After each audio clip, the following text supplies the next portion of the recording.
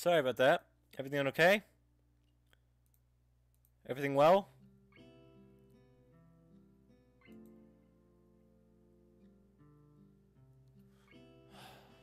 Fuck me.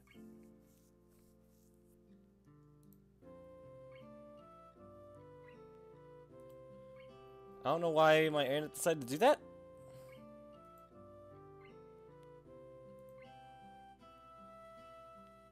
Everyone still there? Everyone?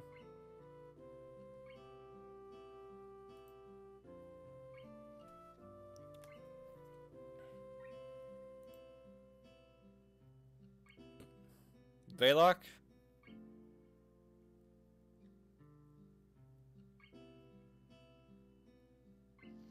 Oh, did YouTube just fucking cut it off?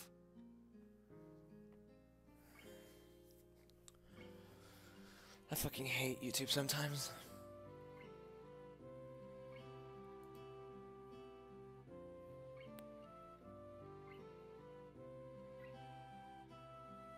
They fucking did. I can't fucking...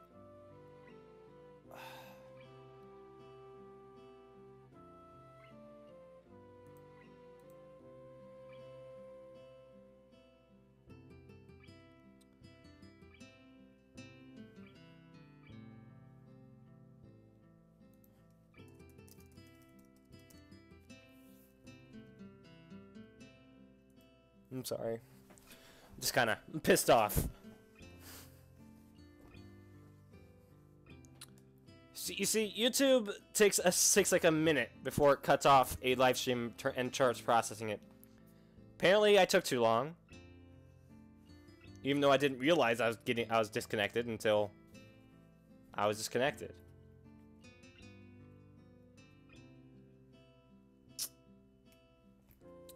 Anyway, what are you gonna do, I guess? All right. So everything okay with you guys? Everything good?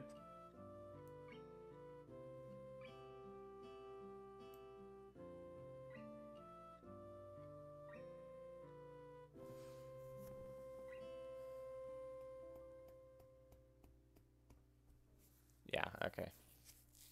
Yeah, so I'm back. Internet fucked up for some reason. Let me just... Okay, we're back here. Alright. Did you guys get the sip? Did you guys get the sip?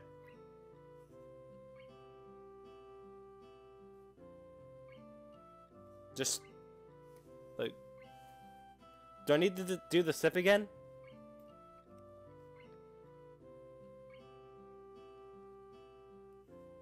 Because, like, Lily sips delicately and so did I. I do the same. Not all of it? Okay. Shit. Well, here we go then. I sip delicately! I can't believe it happened half sip. Of all the times. It happened half sip. Anyway, I do the same. The tea tastes somewhat better than the tea we usually have at school. Look at her, she's smiling. She is so cute. It was delicate, Milk Chip. It was delicate.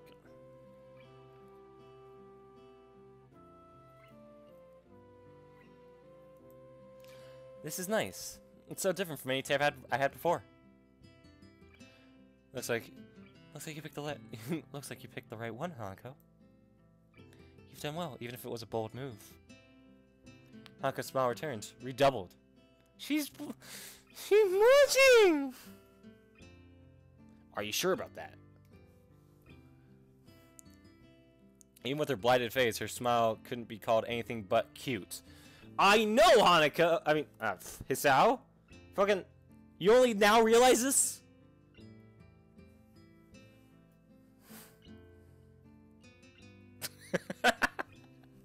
That must have been funny. Fucking...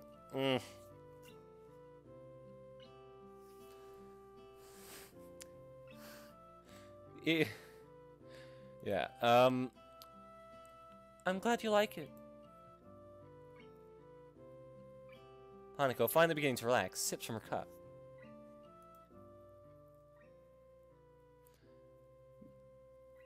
Something about this makes me think about Liz's question at breakfast. Why am I friends with Hanako? Liz seems genuinely concerned for Hanako's well-being, but it's not like I can do anything to help her. As far as I can tell, her scholars don't hold her back physically, and everyone I've met seems to overcome the disabilities to some extent.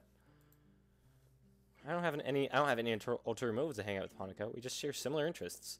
Isn't that enough? So, Sal, are you enjoying yourself? These words break me out of my reverie, and I take a second to reconsider where I am. I'm in a room with two girls in their bedclothes. This is something to be enjoyed. Yeah, it's relaxing. Almost like I'm not in school anymore. Do you do this often? Quite often, but not as often as we take tea in the school building. Seeing they do that nearly every day, that's not a big surprise. As I move to take another sip from my teacup, I find it sadly empty. You took one sip! That was delicious. Thank you, Hanako. Lily? You're welcome. Yes, you're most welcome, Sal. It's nice to have a third person here. Well, anytime you need someone to fill the position, I'm always available. Always. Always. That's how you do it. That's how you do it in ASL, by the way. Well, I must be sure to get one to point across in these circumstances. Lily lets Lucille yawn, which she unsuspectingly hides with her hand. Pardon me, I think I'm a little tired. I think we're all a little tired. Yeah, I just like Hanako with her hair like this too. It's so cute. But yeah, I'll make sure whenever there's even like an with even one H, I'll make sure to go Nani? Masaka Bakana. My, how sweet we are tonight, Hanako. You really should head to bed. We all have class tomorrow. Yeah, I should go.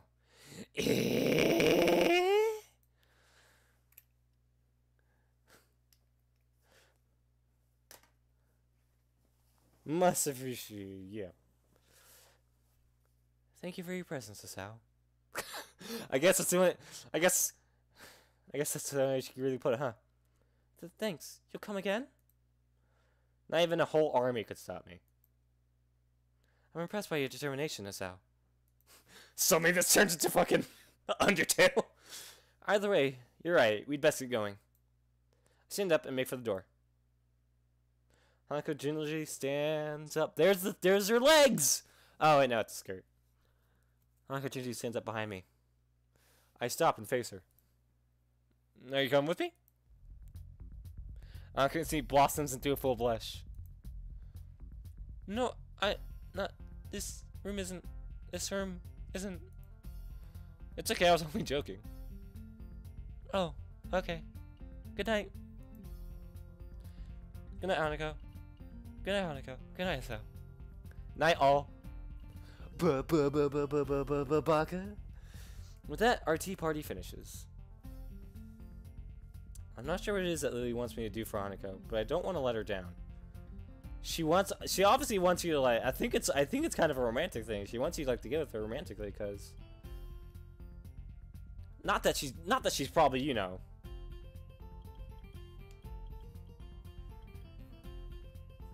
wanting to get rid of Hanako. She just wants Hanako to be happy, and not just with her. Like, as soon as she knew that there's another person in Hanako's life now that's actually interested, and that it's a boy. I wait until the door is closed behind us before turning to Hanako. Hey Hanako, you don't have to be nervous around me or anything. Boy. I mean, we're friends, right? We're friends. Boy. If you ever want to hang out or anything, just let me know. We still need to have that chess match rematch, remember? Sure. From what I've heard, this like relationship is going to be very, very, very slow burn. That's probably the worst term to use, but that was the term I heard. It's very slow burn. It's going to be very slow. But I don't think you'll win. Ooh. I like that. Wouldn't be any fun if it was easy. Hawk seems to give me the laugh, but she could have just as easily been exhaling.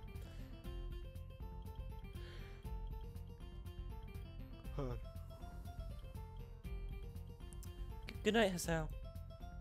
With that, Hanako quickly retreats into her room, located next to Lily's. I start to walk back to my dorm, but the simple act of walking seems to drain me of my energy. I pass out onto the floor, outside the girls' dorms, and just pass out right there. I die. I die of pneumonia. Huh. I barely make it to my room before I am hit by a wave of exhaustion. Did you ever take your pills? Get off my shoes, fall into bed, and fall asleep by the time my head hits the pillow. As you do. As you do, you know. Pass out, die of pneumonia. I pull my door closed, ready for another day of classes. Well, if I'm in this hallway, I can only expect one thing. Yep! Say, well. Kenji standing around makes me jump, and I narrowly avoid butting heads with him. I know he has poor eyesight, but he knows who I am now. Does he still have to stand this close? Oh, yeah. Like a baby. Damn, why do people say that? Have you ever heard a baby sleep? They scream all night, every night. Babies don't sleep well, ever. But they're adorable.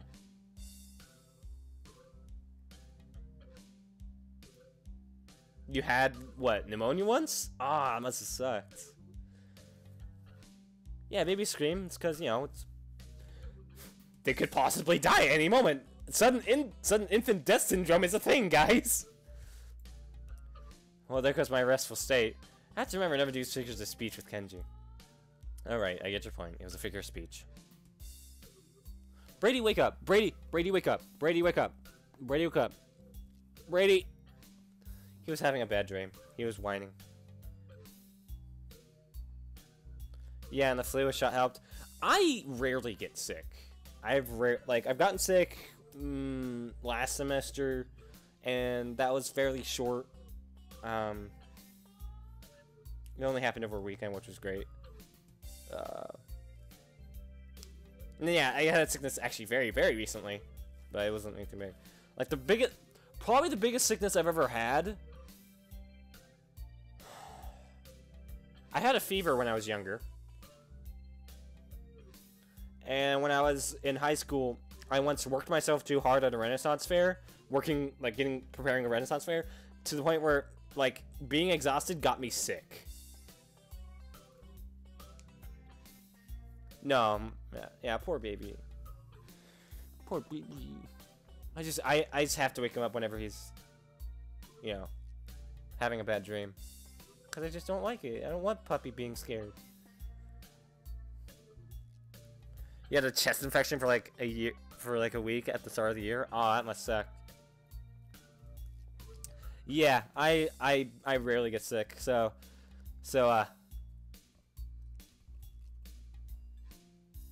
hopefully my children will have like the same kind of immunities. Yeah, sure, whatever. Where were you last night? I had a favor to ask, but you weren't around. For a split second, I considered telling Kenji the truth. That I was spending time with Hanako and Lily. Oh, one more thing, because I'm not gonna be doing this. Did you guys know there's actually an ending for there's an ending in the first act for not getting with any girl, not connecting with any girl? Do you guys know there was an ending like that? It's fucking wild, man.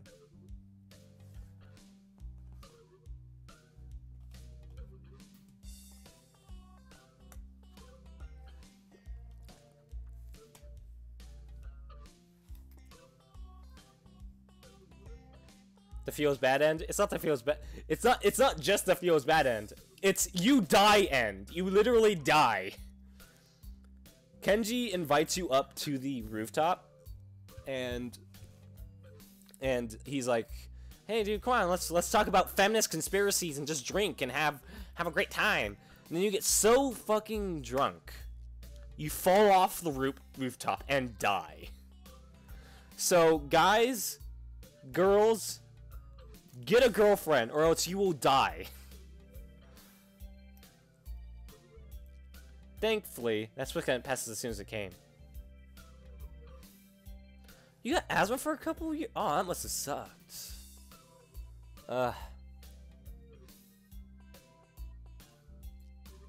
I was just out checking out the local area and stuff. You know, recon. The feels bad man ending. It's the feels bad. Feels so bad you die. Good, man. Good. I knew you were the type to plan ahead. Anyway, what was this favor you wanted? I was going to get some takeout, but I need a change. Wait, what? I gave you money last week and you still haven't paid me back. I was starting to think you were cool. Kenji fishes around in his pockets and produces his wallet. As he counts out the 400 yen he owes me, I can clearly see that at least two 10,000 yen notes. Hey, what the hell? Why are you borrowing money off me when you've got that much cash? Kenji hisses a little, realizing that he's been had. Skip my case, man. It's bad luck to break a big note for anything less than half its value. It's the tycoon's rule.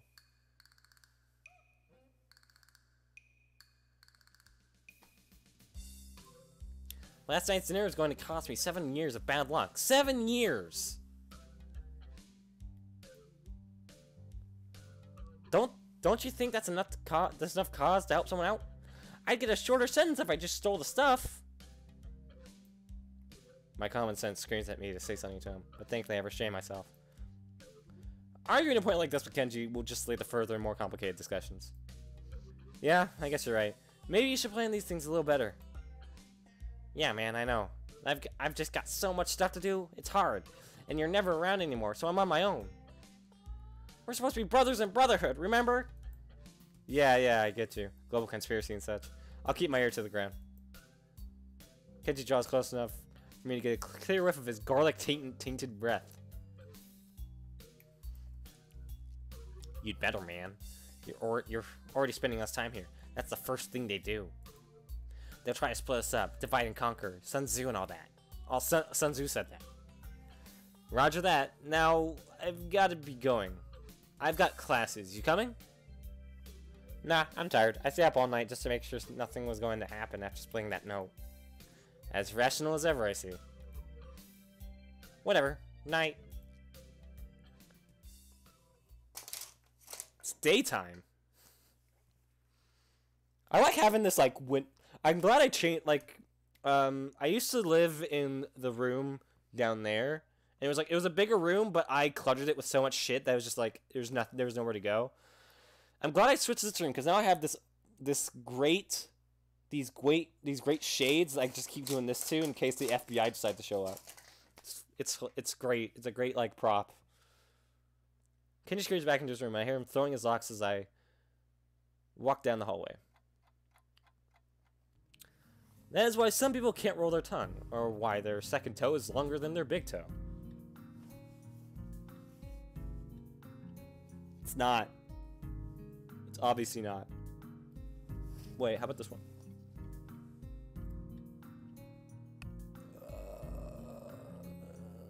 Nope! My big toe is the big mane!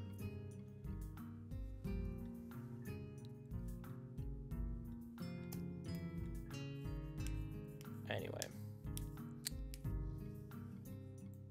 Noah beams a half-moon smile at us, obviously proud of his explanation of recessive genes. However, no matter how impressed he's at the science that defines who we are, the classroom seems to be reduced to stupor. Yeah, that is one of the reasons I want to have children, other than the fact of I like children and they're cute.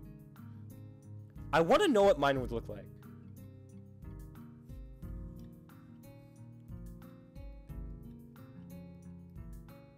Just staring at my dog now. Dougie. Why is it that bad explanation can make even the most interesting thing seem worthless? I can see Moto deflate as he realizes that nothing he said in the past hour has sunk in. Whispered conversations start to break the silence, and like an avalanche, the noise level in the class starts to rise. Defeated, Moto identifies some questions from the textbook and sets to clearing off the blackboard. I hate making a teacher feel like as if we're not interested in this shit. Like, currently, I'm in major American authors, and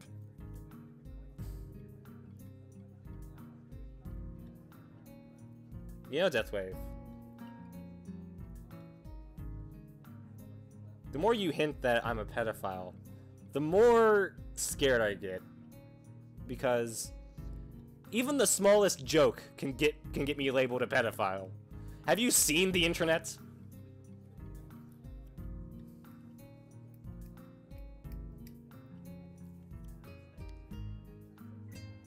Have you seen what happened with, like, what was it? I think it was Shane Dawson.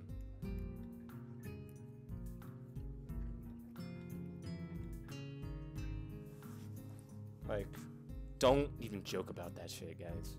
Don't. Please. But no, yeah, I like children because I grew up around, like, you know, caring for children because my mother was a kindergarten teacher. So I kind of grew up around I grew up around going back to my mother's classroom and just like hanging around.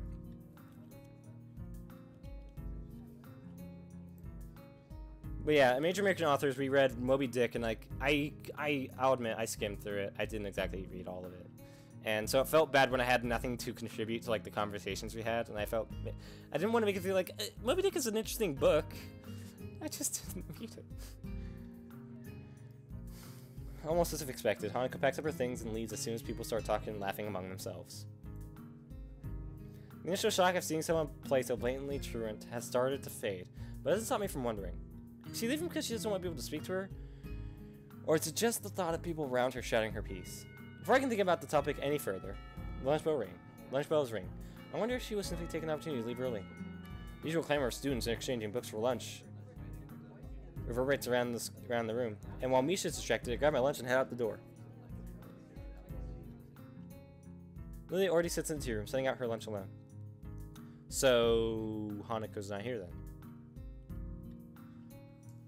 I mean, yeah, I read a good amount of it, like to get the symbolism, and I wrote a whole like researched essay on the Egyptian references and what they could possibly mean and what Melville meant by using them. So yeah, I know a good deal. It's not as boring as I thought it would be, but it still has its chapters. There's literally a whole chapter where he describes like, if I were to make a book about whales, this is what it would say. So, Hanako's not here then. Oh, so, how are you? I haven't met Hanako since this morning, I'm afraid. That's right, Hanako and Lily live next to each other. Somehow I think their morning conversations are slightly more grounded than Kenji's ramblings. That's strange. She left class early, so I figured she'd come here. So she's still leaving classes early. Huh? Yeah, I've seen her do it a few times. Oh. Lily drops her head a little, and her tone of voice is notably depressed. It's very reminiscent of someone who's used to hearing bad news. I was so sure she stopped doing that once you two became friends. Everyone has their own pace, I suppose. Well, I was just wondering about today. Why exactly does she leave? I'm not entirely sure myself. I personally think it's because she doesn't want to be put in a situation where she has to answer someone. Brady, stop having bad dreams! Stop! No! Brady! Stop having bad dreams!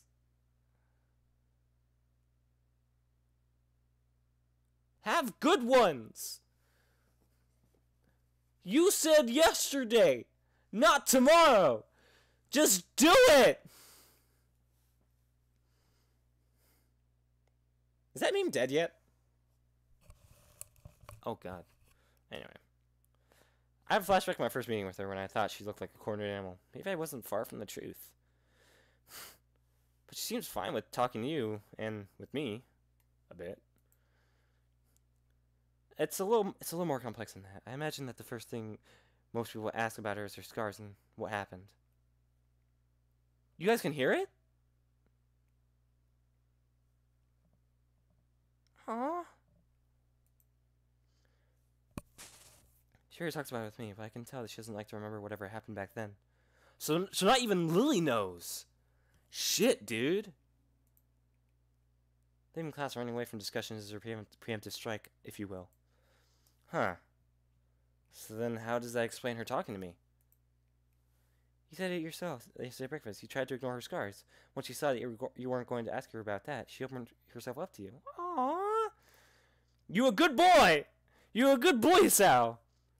Hisao is so nice in this version. Guess you're right. Maybe. I don't know. You know her better than I, so I'll take your word for it. I wouldn't worry about that. I'm sure you'll come to know her as well as I do soon enough. I welcome the prospect of her having a new friend, and the two of you have such similar interests.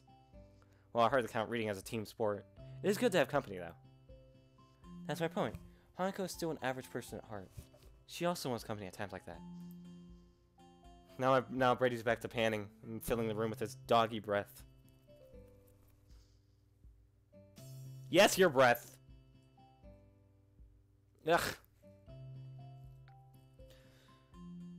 Does that shit we put in your water work at all to make your breath better? Or is it just useless? Huh, I see. Alright. To be honest, both of you still confuse me a little. That's only natural, Sal. We've only known each other for a little while. It's unreasonable to expect you to understand us, just as we can't understand you. Makes me think. But that's half the fun of becoming friends, right? Yeah? Yes. Yes, it is. Everyone's still there? How's everyone doing? Is the FBI still out there? Yes.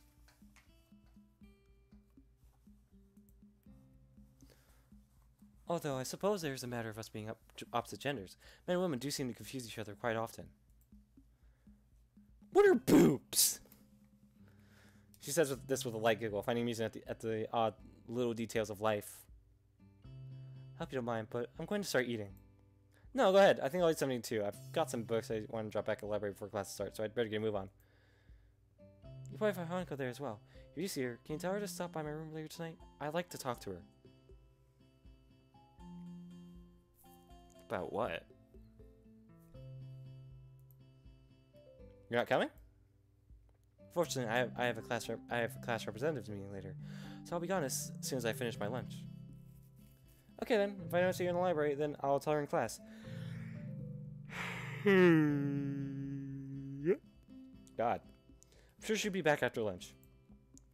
We fall silent as we start to eat, and I take a second to reflect on our conversation. I've always thought that Hanako's shyness was simply due to her being self-conscious of her scars. That is a pretty superficial way of looking at her. Just when I thought I was able to see through the fog of Lily and Hanako, I realized that I'm more lost than when I started. Lily quickly finishes her lunch, acutely aware of her meeting. I don't blame her. She seems most likely going to be there, and I doubt she wants to give her the satisfaction of another argument.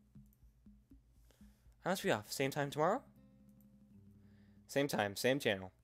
I'd better head off too. I don't want to risk being late. Boop! Lily smiles gently, picks up her cane, and walks out into the hall. Turn back on Lily as we head in opposite directions. For some reason, I find myself hoping she doesn't get into another fight with Shizune. Much like Lily, Shizune and Misha have been pretty instrumental in helping me adjust, even if half of our conversations are thinly veiled recruitment attempts. Then again, I barely know either of them. Maybe they were previously leaders of some kind of secret society, but their love for each other drove them apart. Maybe Kenji is right. Sorry, hold on. Okay. Man, I need to stop reading cheap fiction. It's rotting my brain. Either that, or I've got to move away from Kenji and his bad influence. It's sad that I can't tell the two apart anymore. I saw my books down the return chute, and they crashed into the cart with a pleasant thud. Ah! Yuko, however, doesn't seem as impressed as I. Misao, you scared me. Sorry, I thought you'd be used to that by now. Or is literacy over here so low that nobody borrows any books? No, I think everyone here can read fine. Good. Yeah. Never mind. There's some battles that you can never win. Trying to explain jokes is one of them. My dad taught me that the hard way. This fucking dad jokes or something? Say, Yuko. Have you seen Hanako about? She left class early, but she wasn't in her usual hiding place.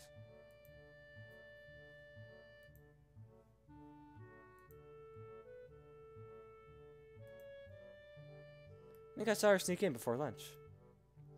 Oh, but I'm not supposed to tell anyone that. I just told you that I saw her leave. No need to stress out. Oh, of course. She's probably in the back. Thanks. Getting any new books in recently? No, sorry. I'll let you know when we do, though.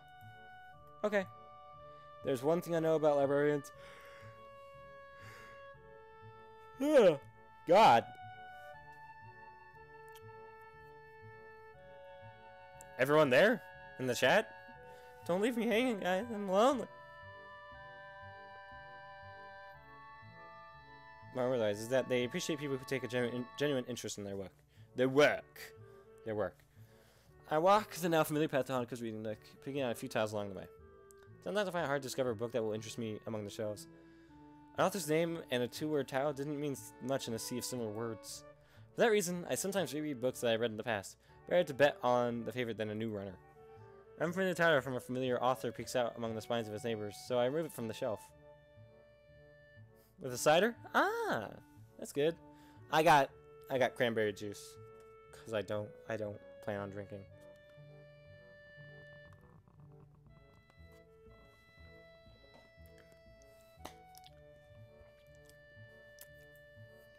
At least I'm not going over old material. As expected, Hanako sits on her beanbag, buried deep in a copy of Dance, Dance, Dance. Hi, Hanako, how's it going? In fact, I would just ask why she left class early. If Lily's suspicions were right, then asking her about that could have the opposite effect. Let's leave it for the time being. Sometimes the best way to get an answer from someone is to never ask the question. Hello, Hisao. I'm fine. You're for blueberry? I've never really tried that one. Something seems off, and after a couple seconds I realize what it is. Hanako's smiling. She as if she's pleased to see me. It's a nice change from the usual instinctive frightened reaction, and something I hope I can see more of as we get to know each other better. Good to hear. How's that book? I heard it's a trip. It's an actual book. It's an actual book. Dance. Dance. Dance. A novel by Haruki Murakami. Ah. The novel follows the surreal misadventures of an unnamed protagonist who makes a living as a commercial writer. The protagonist is compelled to return to the Dolphin Hotel, a seedy establishment where he once stayed with a woman he loved, despite the fact that he never even knew her real name. She has since disappeared without a trace. The Dolphin Hotel has been purchased by a large corporation and converted into a slick, special Western-style hotel.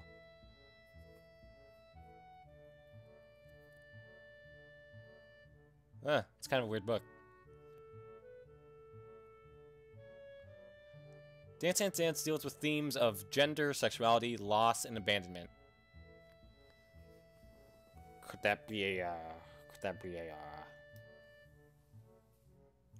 possible foreshadowing?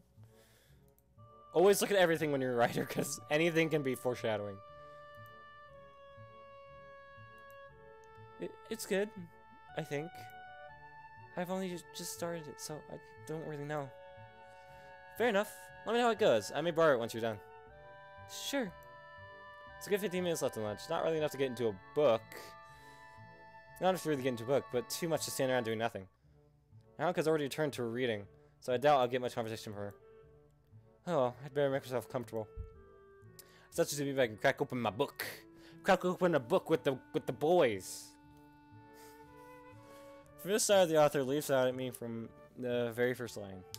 As sentences turn to paragraphs, I start to relax a little. A little! No matter how I try, I can't seem to get myself into the atmosphere of the book. It's hard due to the lack of time, but more distracting factor is Hanako. Every 10 seconds or so, she peers over the top of the book. When our eyes meet, she quickly ducks behind the covers. I guess she did want to talk about something after all. What's up? You look like a prairie dog on lookout. It's nothing. I told you before, nothing means something when you say it like that. Hanaka squirms a little in your beanbag, hoping that by changing her position she'll find the word she's looking for. I was in an accident. I didn't even ask! Accident? Just now? Are you alright? Hanako shakes her head, her hair flowing around her shoulders in wisps of amethyst on a background of pale and dark flesh. No, when I was younger. Realization crashes into me like a semi. Oof, oof. When I was...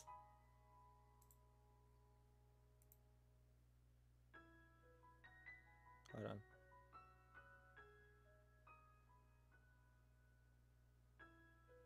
Yeah, hold on. Sorry about that.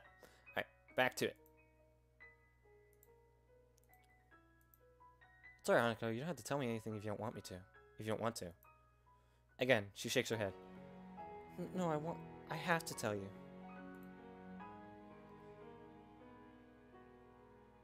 When I was young, I was in a fire. My house burned down, and I nearly I nearly didn't make it. After that, I was alone. Hanaka's eyes glisten in the dim light of the library, and I reach out to grasp her hand. Take Hanaka, you don't have to keep going. But I have to. Why? What brought this on? Last night, Lily told me... She told you?! Lily, don't tell her about my heart problem! It's embarrassing! Last night, Lily told me about your heart. And I didn't think it was fair. Fair? That I knew about you, but you didn't know about me. I squeezed Hanaka's hands a little. Exposed! He has heart problem? Shit! The FBI's on my case! Don't be silly. But yes, I have a heart condition. And a little closer to Hanako. What I didn't tell Lily is that I had my first attack when a girl confessed to me. I smiled a little to break the tension. Really? Really, I haven't heard from her for a while though, so I guess it's all over. I know it's all over. There's no other way to interpret what happened the last time I saw her. In some ways, not having heard from her again has helped me move on from that period of my life. So now, we both know a little more about each other, but you don't have to talk about things if you don't want to. In fact, I feel bad even thinking about that whole incident. I can almost smell the hospital's disinfectant burning the back of my sinuses again. I imagine Hanako is going through the same thing now. When I was in the hospital, I went to the burn ward once, and only once. I was bored, so I went through a walk. I went for a walk through all of the wards. I went through oncology and thought I could take it, but when I got to the burn ward, I turned around and went back to my bed. To think that Hanako would have spent months in a place like that, smelling nothing but corrupted skin, strong disinfectant, and sterilized air. The really bad cases were kept in isolated pods that no foreign objects could enter. That would have meant no reading. I would have gone insane if I didn't have my books in the hospital. She said she was alone. Did her parents die? I'll have to ask Lily about it. I can imagine herself saying something dumb unintentionally. Thank you, Asao. I haven't told many people about this. To be honest, I haven't told many people about my circumstances either. Then I won't tell anyone either. Deal. I changed my grip on Hanako's hand into a handshake as the warning bells chimed through the window. Well then, you better head back to class then, eh? Eh? You better doesn't even fit, but I'm gonna do it anyway. You better head back to class then. Eh? Sure. I'm guessing this is Act 3. Yes. Well, that was a sweet, tender moment. Aw. I'm really liking this route a lot. It's just so... It's so warm-hearted. He's about to call me out, but you got... Yeah, I knew. The tint of the room slowly changes from the shine of the afternoon to the orange of dusk. A clock lazily ticks away the seconds, counting in the background, on the verge of hearing. No matter how long I wait, the outcome cannot be changed. The diminutive playing piece makes a small click against the board. Like a wound spring, Hanako makes her move only moments after mine. It's embarrassing. In comparison to my 5-minute moves, she seems to know exactly what she wants to do. Mate. Again, what does that make this? 3-2? Stalemates don't count. Shit. Damn, you're getting better at this every day. That, or she's been holding back. I never thought about it when I first met her, but she really has a knack for this game. Knack? Knack, baby! Best game ever, baby! Just seems to have become a popular pastime for the two of us, hiding away in the tea room, playing a chess or playing a game or two after classes. From here, the students outside can just barely be heard milling about. The everyday noises from below remind me a little of my life before Amaku, though I'm by now well aware that it's a life I'll never get back to. Fancy another game? I have to finish my homework. Oh, well, I'll see you tomorrow then. But what about this? Uncle points to the tea set surrounding the mostly empty chessboard. Never about that. I've got it. Oh, okay. See you. Later. Hanako departs as I start cleaning up the area. The occasional whistles and cheers in the sporting clubs outside become less frequent, eventually approaching silence. Part of me still wants to be in some kind of team. Since I play soccer and other sports before my accident, I guess it's only I feel nostalgic about what I can't do anymore. But I have other reasons than that for my coming here so often, and I don't feel so bad about losing that part of myself because of them. Lily's a good friend by now. But it's the small exchanges I have with Hanako that feel especially dear. The small victories I feel every day as I see more of what she's like under her self-imposed shell. That's why I come here most of all. He's such a good person in this route, man! Like, holy shit! As I'm putting away cups and sauces, I hear her talking outside the door. Pausing for a moment to listen, I can make out as Hanako and Lily, and decide to go outside to investigate. Are you quite sure? I'm sure. Ah, Hisao. Hisao. Hanako turns to see me with a look of mild surprise as she notices my approach. Lily must have caught her just as she was about to leave. Oh my, Hisao is here as well? Afternoon, Lily. What's up? I was hoping, now that I finished with my customer representative duties for the day, I might have the two of you accompany me for a tea at the Shanghai. It'll be nice to enjoy ourselves outside of school for a change. I'd be up for it. I think Hanako had work to do though. It's not all that much. Wonderful. Seems that we're decided then. I kind of feel that same way when it comes to things like VR chat. Like, I got homework to do, but we're doing so much funny shit that I just can't not do it. Cast my eyes across the cafe as the three of us step in. As usual, there are only a handful of people around at most, and those levels is a quiet background hum. The hold Lily has on Hanako's arm remains just as it has been before the entire slow walk down the hill to the local town. Though it's hard to say for which reason. For Lily's guidance or for Hanako's reassurance. Or both. For a moment, Lily moves her arms so Hanako to retract her cane as Yuko quickly scooters over to where you stand, but soon replaces it right back where it had been. Welcome to the Shanghai. May I take your order? She has a deep bow, her well-delivered professional introduction putting her in a good mood. It's a nice change from the norm for Yuko. Just tea, please. Just tea, please. Hanako? Hisao? I'll have a slice of pie and a coffee. Just tea, please. Coming right up. Please take any seat you wish, and I'll be back shortly. Yuko gives a smile and a nod before shuffling to the counter, and we make our way to some empty seats by the window in quick measure. We slip into our seats, the girls on one side with Lily's cane propped up beside them, and I on the other. I realize that Hanako's not doing something that she so often does. Rather than keep her eyes pinned to the ground and hiding behind her blind escort, busily trying to convince herself that the world around them doesn't exist, she's merely keeping her eyes low and helping Lily around. Are you okay, Lily? You look tired. Maybe we should get some shut-eye. She shows her head a little, looking so embarrassed that she let it show. Class representative work can be tiring, considering that it often means dealing with the student council. Very tiring indeed. How do the other representatives go? Better than I, but not by much. She's only his harsh taskmaster, no matter whom she deals with. It doesn't sound like you particularly relished the job. Why do you do it in the first place, if it's that bad? Being class representative is enjoyable, and I can deal with the responsibility. Well enough. It's just that the people involved are sometimes... Shows off, cutting her words at a rather opportune spot. It's hard to imagine Lily cursing. Or rather, bitches! They're all bitches! All of them! Especially that deaf bitch! Imagine that if anyone can make her do so, it would be Shizune. Hanako looks to be withering a bit in light of such conflict, but before I can steer the topic away, she stands up. Hanako? I'll be back in a bit. With that, she leaves for the restrooms. I suppose that's one way to deal with the situation, if that was indeed her motivation. Lily, however, looks a little wounded. Don't worry about it. I don't think it was you.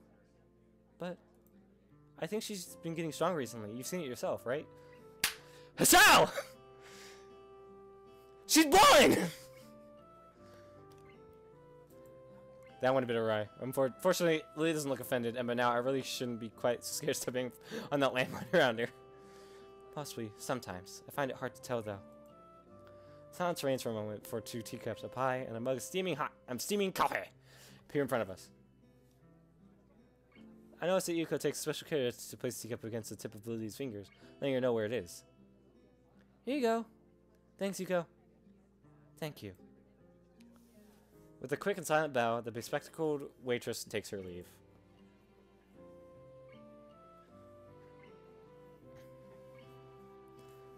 Ah, that's right. I was meaning to ask you something, and now would be the right time to do so. I'm all ears. Hanko's birthday's coming up, and I was hoping that you might accompany me for present shopping in the city this weekend. Of course! Wait, is this not... Oh, this is a town. The city? Shit! Hanko's birthday is soon. I suppose it would be a nice chance to cheer her up a bit. Like Yuko, she always seems to be teetering on the edge of either panic or depression. And I've never seen her enjoy herself much outside of our chess games. On that side, learning the layout of the city better with a friend keeping me company sounds like a good way to spend the weekend. Hold on, I need to look up the birthdays again. I might have forgotten them.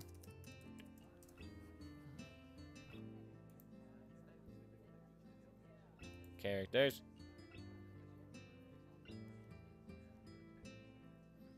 Oh wow, she has the latest birthday of them all actually. Well, you know, besides the lesbian.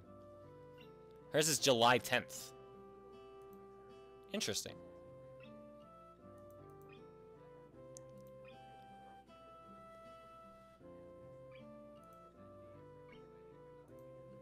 So she's going to be 18 then, you say?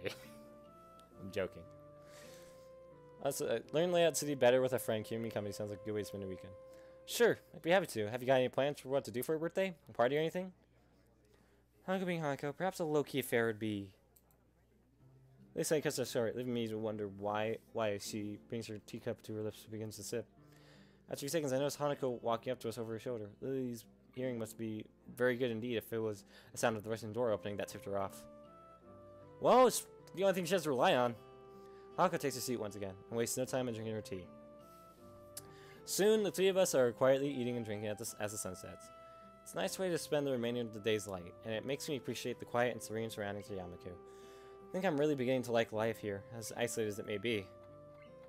I finish off the last of my coffee and rest the mug on the table while the girls talk between themselves. The coffee here is a little better for my taste, but still quite good. Better than what I can make for myself in any case. The girls' discussions mainly focus on respective reading preferences, which does give me a little curiosity about a related topic. Yanako, I was just wondering, aside from just reading, do you have any hobbies or things you like doing? Shoot guns! I like to play video games. I play Call of Duty all the time.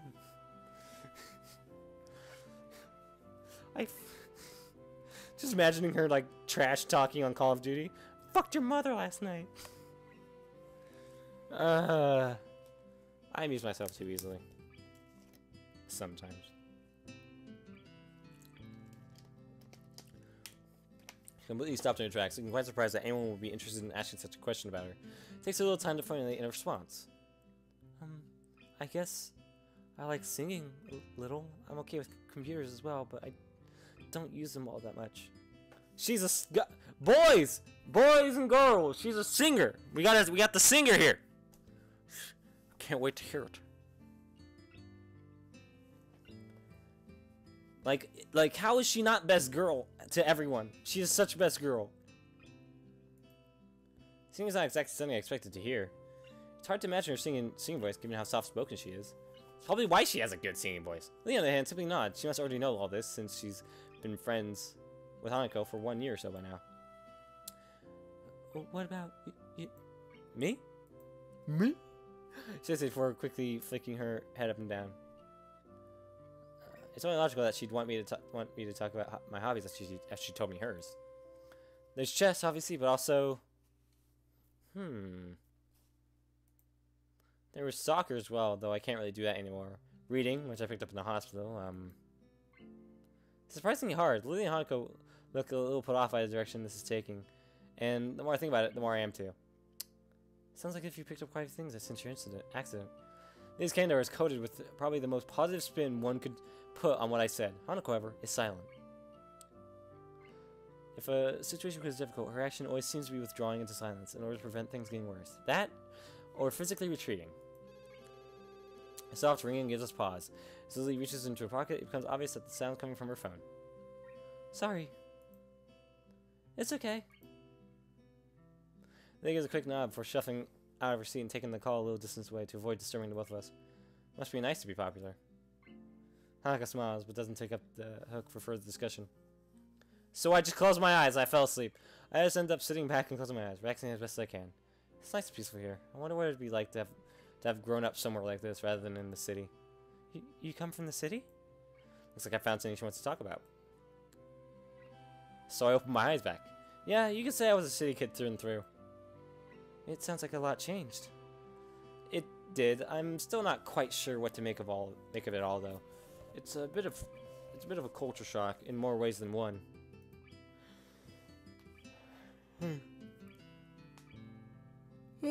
Shit. You must have gone through something like this when you first read Ryoku, right? I imagine most students would. Not really. Hako gazes a little to the side, looking only to go on. I tilt my head inquisitively, but a couple seconds passed with no further answer. But can we deal with that on Monday? The fallout has hardly settled from the last. I understand. I'll try to talk her down. You know what she's like when she gets locked onto an idea. She's Yune. Yes, thank you. I'll talk to you later then. Goodbye. This conversation ends with the snap of her phone closing. She turns to our table, but doesn't take her seat. Oh, it's probably when she's going over to... Because in Shizune's route, we go to Shizune's house, and Lily and her sister Akira are there. So, I think that's probably what they're talking about. Maybe. Need to go? Unfortunately, the class representative work calls once again. I can come with you. It's alright, Hanako. I'll just go straight to student council. There's no need to spoil a fine evening on my account.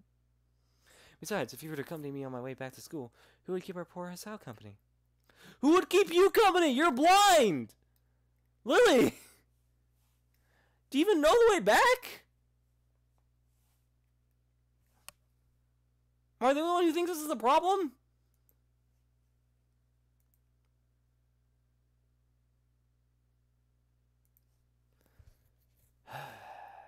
I guess I am.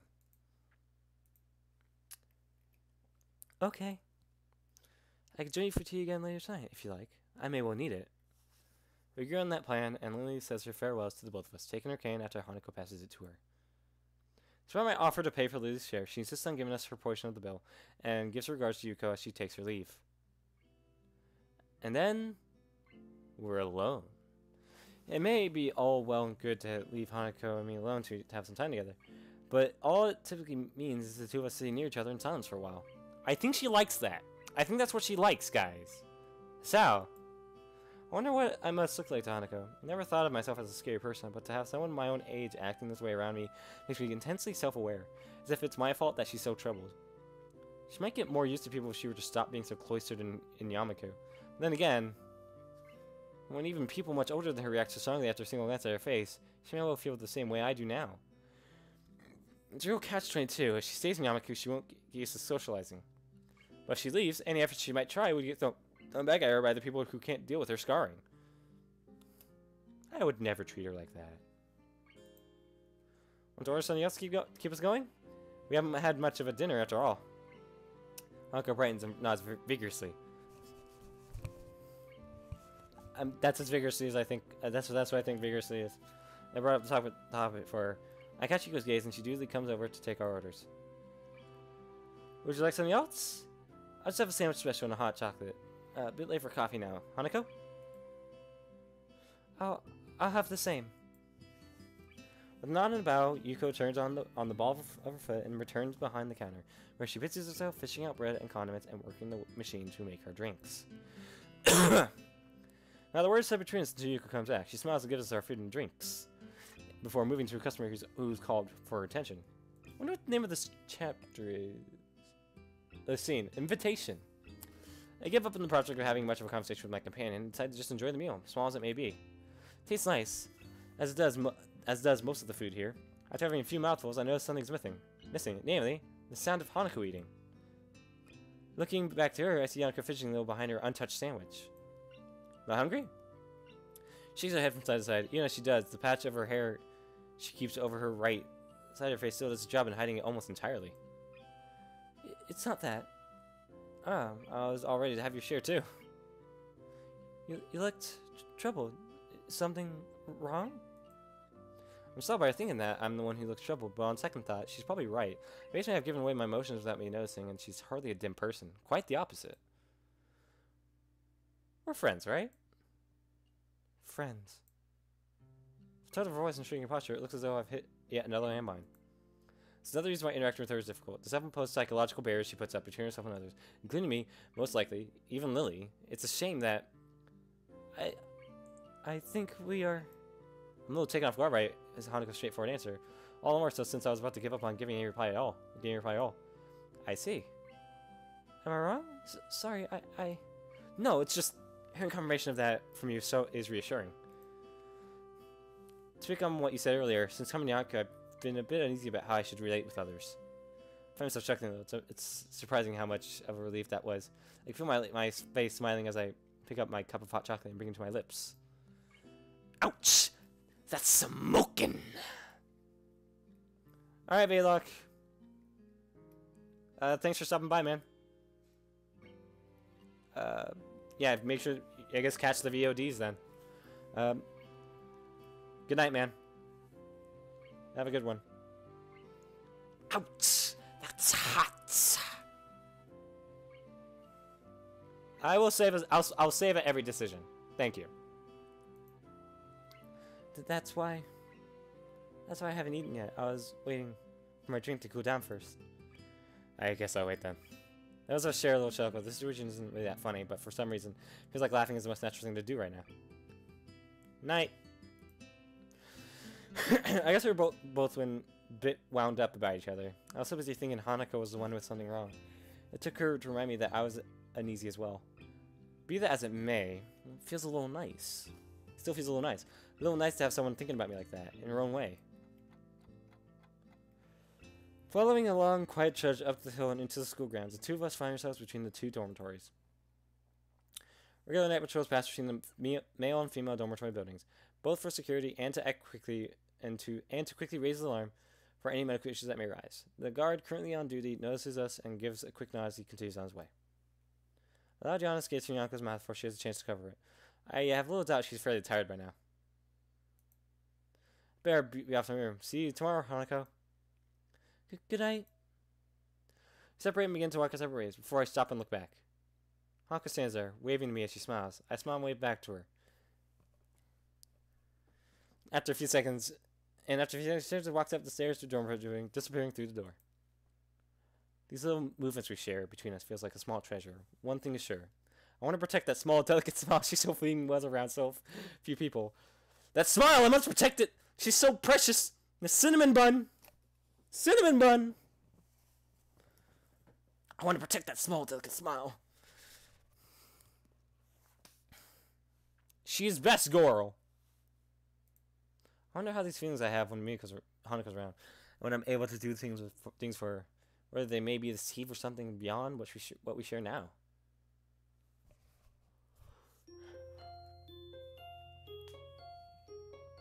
Oh God. How's everyone doing? Deathwave? Milk Chip? Ghosts? I know you're there. I'm gonna go to the bathroom.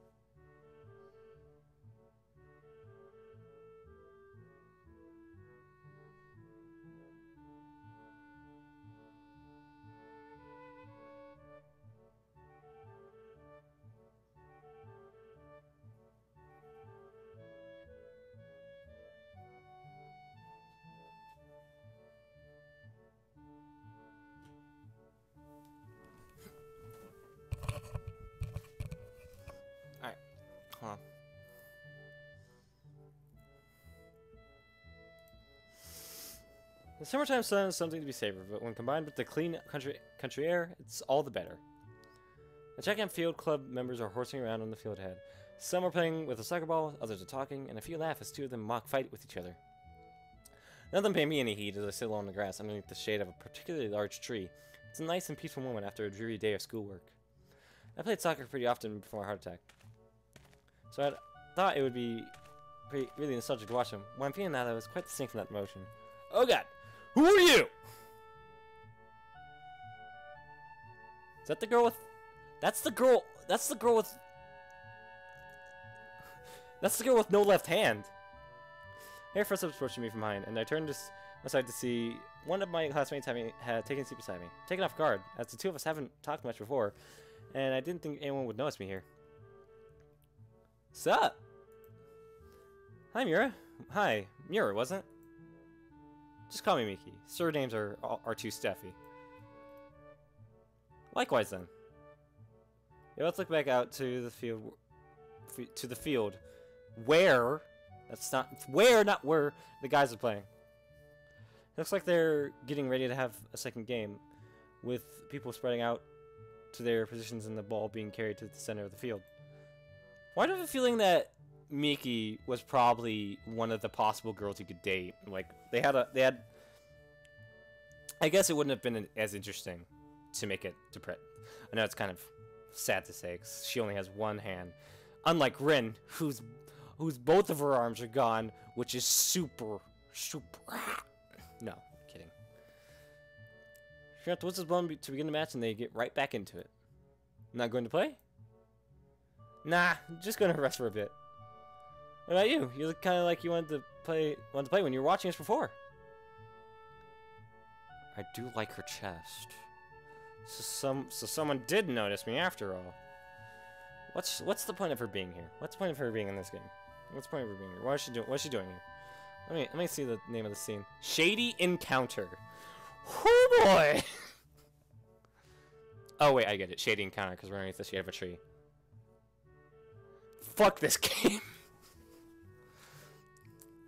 It's kind of a long story. Her face says that I piqued her interest. She could have been an interesting girl to like go with though. I'm young because I have a heart condition and I can't really play soccer anymore. Wanted to be a soccer player, did you? No, I only really did it for fun. My friends played it, so I played it as well. Any of those guys playing around could have been me before my accident, but I don't feel like I have any real wish to go back to that either. It's a little hard to explain. I'm still decently physically built from the days when I played, even if my strength's largely left me by now, and I got on well with the other club members. When I think about it, I should feel pretty bad watching people play when I can't anymore. Yeah, I don't. Maybe it's a good thing. A sign that I've gotten over it and that I'm ready to become a new person. Sorry, I'm kind of rambling. It's cool. I'm actually glad to hear that. Sounds like you really have your stuff together. Some of the people that had come to Yamaku were pretty messed up at first.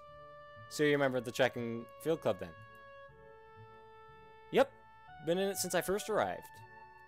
Don't suppose you're friends with Emmy? Short, fast runner, no legs? I don't think there are all that many female track and field members. Emmy, everyone knows about her, don't they? But nah, I tend to get on better with guys. So me and Emmy don't really talk much. Emmy, what about you? She's probably a lesbian.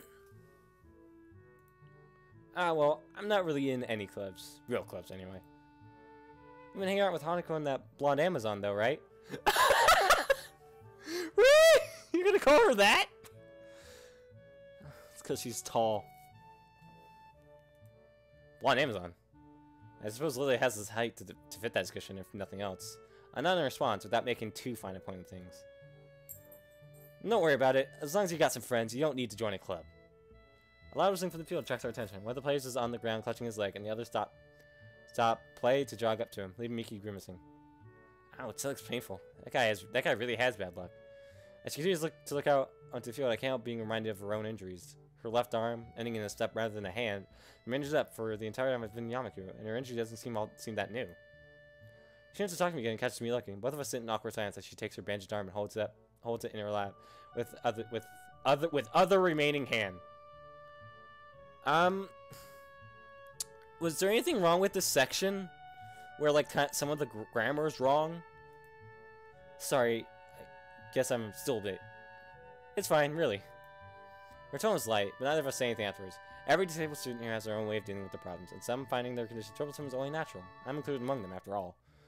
The injured guy from the soccer game manages to get onto his feet with some help, and ends up hobbling off the field with one arm over his shoulder, over the shoulder of another for support.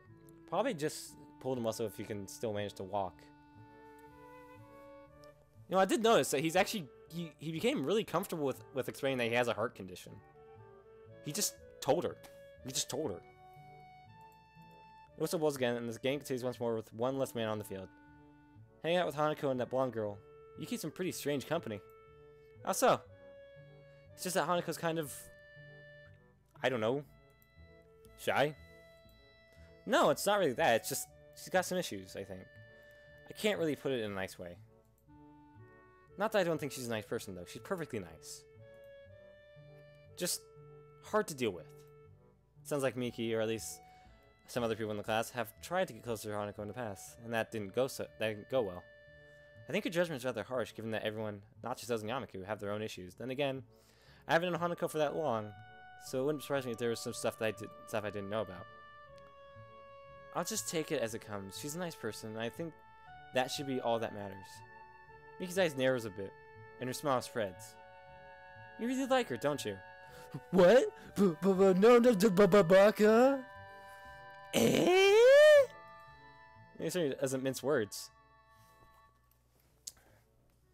I'm just gonna save here. You're damn fucking straight, I like her! To be honest, yeah, I do. I'd appreciate it if you didn't tell anyone. You better not.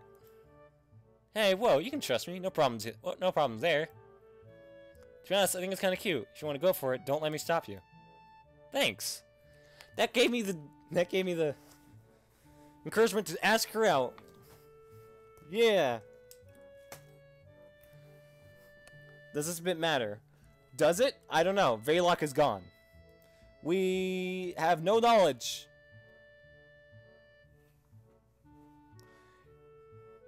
She may say that, but she was just talking about Hanako having issues. Still, I want to hold myself to the words I said. Hanako's problems don't matter. I'll deal with anything that comes up, because I want to help her. If there's even the smallest possibility that I can pull Hanako out of her depression and seclusion, then I should work towards that, no matter what. If she needs a prince, then I will be that prince. I think about the possibility of a relationship. I see Miki greeting at me and watching my face. I'm no doubt blushing, and looking away from her only makes her laugh. Miki has a different vibe from the other girls. Talking to her feels more like talking to a guy than a woman. Her saying she prefers male company doesn't help to dispel that notion either. Glancing at my watch shows that lunch break is ending in only a few minutes. Time to start heading back to class. Lunch is about to end. Want to head back? Yeah, we better. Whoop! She's thick! I throw myself off the grass and dust myself off, offering a hand to Miki to help her up. She takes it and easily pulls herself up, showing the muscles moving in her toned bare arms in the process. Anyway, why aren't you wearing No More Girls' blouse? Oh my god, I just noticed that! And it's too unconstricting. The boys' uniform is better anyway. She's a lesbian! Throws her arms around a bit to emphasize her point, which has the effect of showing off one particular part of her body that would be especially constricted by the blouse.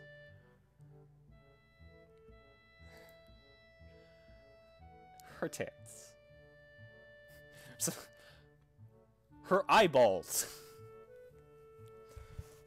I'm a fucking loser. Two of us start the walk back to the main building through the gardens, talking as we go. Sounds like you're studying in well.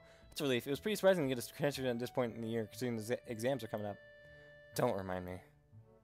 Don't worry about them. Just cram it, and you'll be fine. Doesn't sound like good advice. She taps her shoulder a couple times as she grins. I don't think she takes school very seriously. You seem like a smart guy. Mudo's taken to you well already. You're like a hand in a glove. Gotta work out whether that's a good thing or a bad thing. I still don't know what to make of the school. I've been here a few weeks. It's only been a few weeks? I guess after coming off of, like, you know,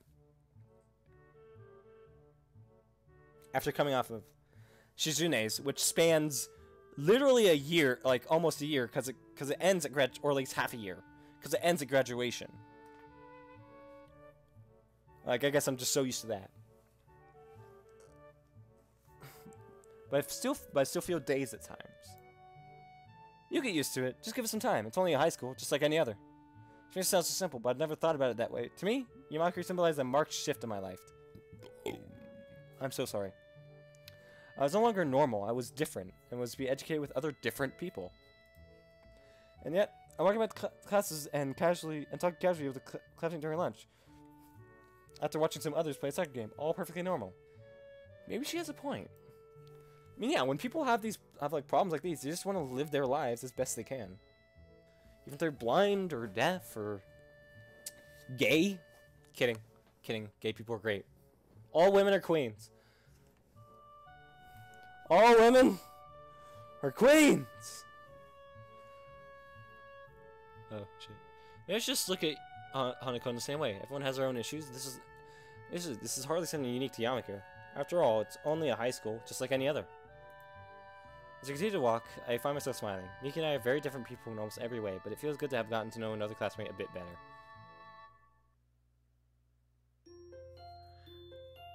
Huh.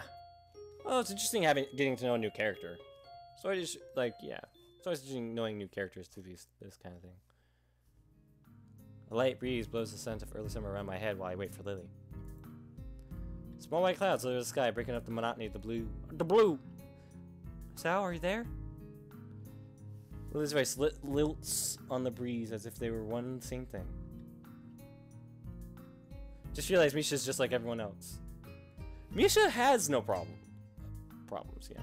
She doesn't have a disability. She came to the school because she wanted to learn Japanese. She wanted to learn sign language so she could teach it. And when she said that she wanted to teach it, that gave her like a... She didn't have to pay as much to get into school because she's doing it on the fact that she wants to become a teacher. She's also a lesbian. Everyone's a lesbian here. Everyone. Everyone likes girls. Everyone. Except for Kenji.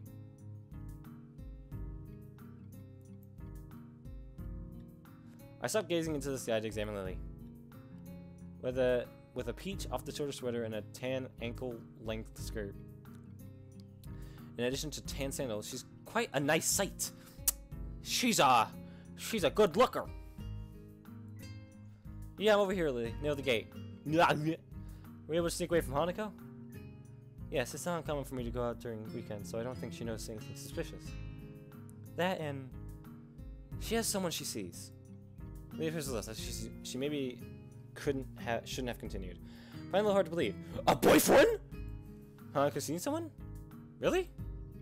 No, it's just she sees a therapist every so often on weekends. Oh, well, that does make a lot of sense. Therapist boyfriend? Lily raises her arm uncomfortably, and after one look at her troubled expression, I quickly moved to change the topic away from Hanako.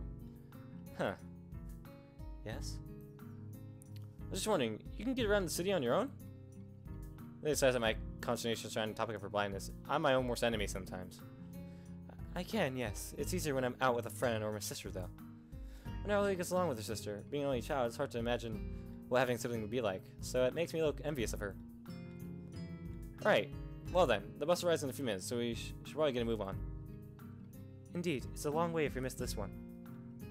With that, we set off for the bus stop on the hill. It's only a small distance from the school gate, so it's very convenient. It's a nice view from here. Coming from the city, I never really got to see scenery like this, let alone on a daily basis. This area is nice for me as well. It's tranquil and away from the noise and smells of the city. Lily's head perks up in a trademark gesture of hers, signifying that she's caught a sound. I hear an animal.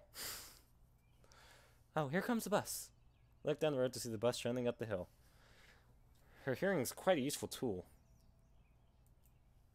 The bus only takes a short while to reach the bus stop, forcing its way up the road, and within a minute we are on our way to the city.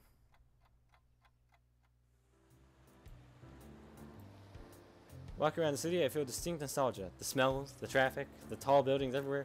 It's a lot like my native city, save for the raised walkways. It feels a little weird walking around a city as casually as they would in a park, but with cars rushing around underneath me. As I'm busily pondering the engineering marvel that is the raised walkway, I get a surprise. It takes a moment for Lily as Lily has wrapped her arm around mine, sending her cane in front of her with her other hand.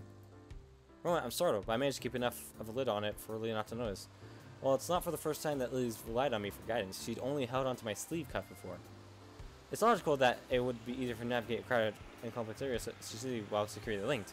But I'm far from being as used to this kind of contact as Lily is. It's a good girl! Finally realizing the growing silence between us as Lily waits for me to get moving, I quickly kick my brain into gear. You know, it's quite surprised that Hanako likes to sing. Have you ever heard her do that before? I have indeed. We've been to karaoke sessions several times, along with my sister. I can't say I take to the activity much, but the other two like it. You know, I go doing karaoke more fitting than I initially thought. Just her and those she knows, all alone in a little room. And give her a rare chance to let her guard down with nobody else there to judge her. Oh, that's kind of cute. Maybe it'd be nice to bring her into town for a karaoke birthday party if she likes doing it. I'm not sure she would do very well with that, with the excitement. I moved to protest, but her face shows that she's mulling the proposal over some more. It takes quite some effort to come to a conclusion. Then again, the best thing we can do for Hanako at this point is try and create some pleasant birthday memories. Continually treating her as if she's abnormal won't help. I think you're right. If she doesn't remember apart from loss, then maybe she'll come around. If we bought her something nice that she could see every day, then maybe she'd be able to take her mind off the past and remember that she has friends. In any case, I think Hanako can handle something like this. Now I've sitting beside her, I've learned that she isn't quite as fragile as I first thought she was. So, shall I be off? I'm not really sure about the layout of this area. Very well. I might like to suggest having something to eat first. I haven't eaten, so that sounds like a good plan. Make sure you choose a nice place, Sal. She gives a teasing smile, one that makes me smile reflexively in response, as if she can't see that. I'll make very sure I do. Don't worry about that. Inside, I order 2 slices of pie and accompanying cups of tea and take them back to our table. What's this song called? Everyday Fantasy. Okay. I'd peg this cafe as a site to appeal to Lily. Small and quiet, but well kept and somewhat upscale. Going by the dainty smile she wears, I don't really know if I chose right. It's very, very rare to not see her smiling, after all. Nevertheless, I take a seat near her at one of the corner tables and lay down our small meals. Lady Ginger brings her head over a slice of pie piece of her, delicately taking in the aroma. Lemon pie, is it? Lemon pie, is it? Thank you, Sal. No problem, the tea's just fine next to it, so be careful not to knock it over. Just next to it. She nods it appreciatively, but judging from the slightly weak smile she has, the warning wasn't really necessary. I suppose the sound must have tipped her off to its position. We both tuck into our food without further ado, both of us remaining largely silent as we do so. Lily isn't the type to appreciate discussion while eating, and I can't say I like it either. Eventually, we finish both our meals, and the last of our teacups follows in short order. Lily's the first to break the silence. That was very nice. I must say you've chosen quite well, Hasao. This is the first time I've really had much of a look around the city, so all I could really do is choose somewhere that looked nice. Damn. Sorry. I feel really bad for inadvertently bringing up the subject of sight around Lily, but she doesn't seem here to mind much. Quite the opposite. She almost looks amused by my awkward attempt at an apology. You are thoughtful, Sal, but sometimes I fear that it gets the better of you. There's no need to change your speech on my account. Lily truly is pretty comfortable dealing with her condition. I still hasten to change the subject, as I can't really say that I share confidence in the matter. Have you lived here for very long? It seems like you have this place pretty much sorted out. Shuki waves her hand in front of her face to dismiss the notion. It's nothing like that. I've attended Yamaku since the start of high school, but I didn't walk around the city very much because Akira, my sister, picked me up and dropped me off. Alright, you mentioned not living in dormitories until recently. It's quite a surprise. I just assumed she'd been living here since entering Yamaku at least, which would give her a few years here. I've lived with my family for most of my life. Then I was just together with my sister, with my family having moved to Inverness.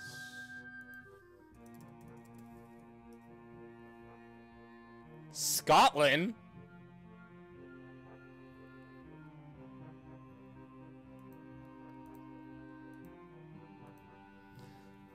On your PC. I lived with my family as a yeet. Long before, and Akira working longer hours, I ended up having to move. Inverness, isn't that somewhere in Scotland? Oh, did I tell you my family currently lives in Scotland, the birthplace of my mother.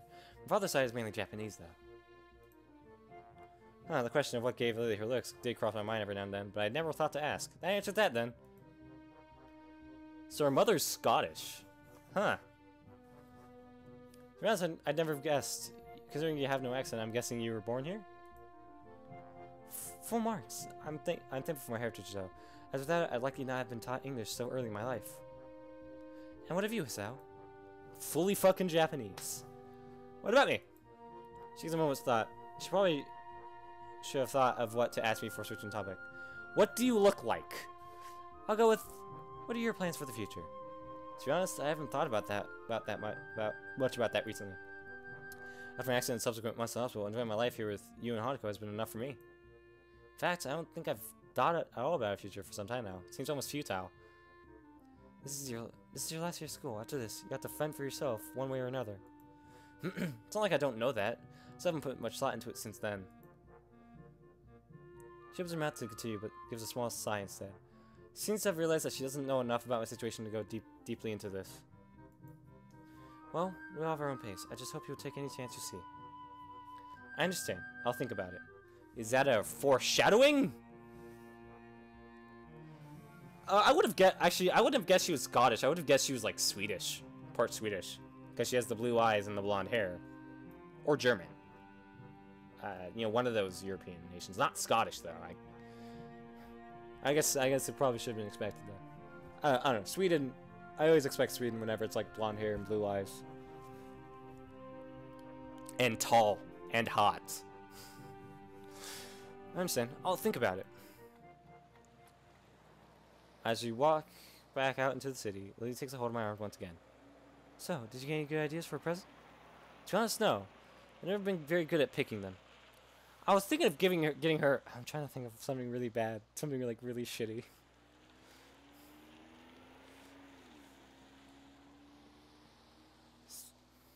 Thinking of giving her a flint and tinder.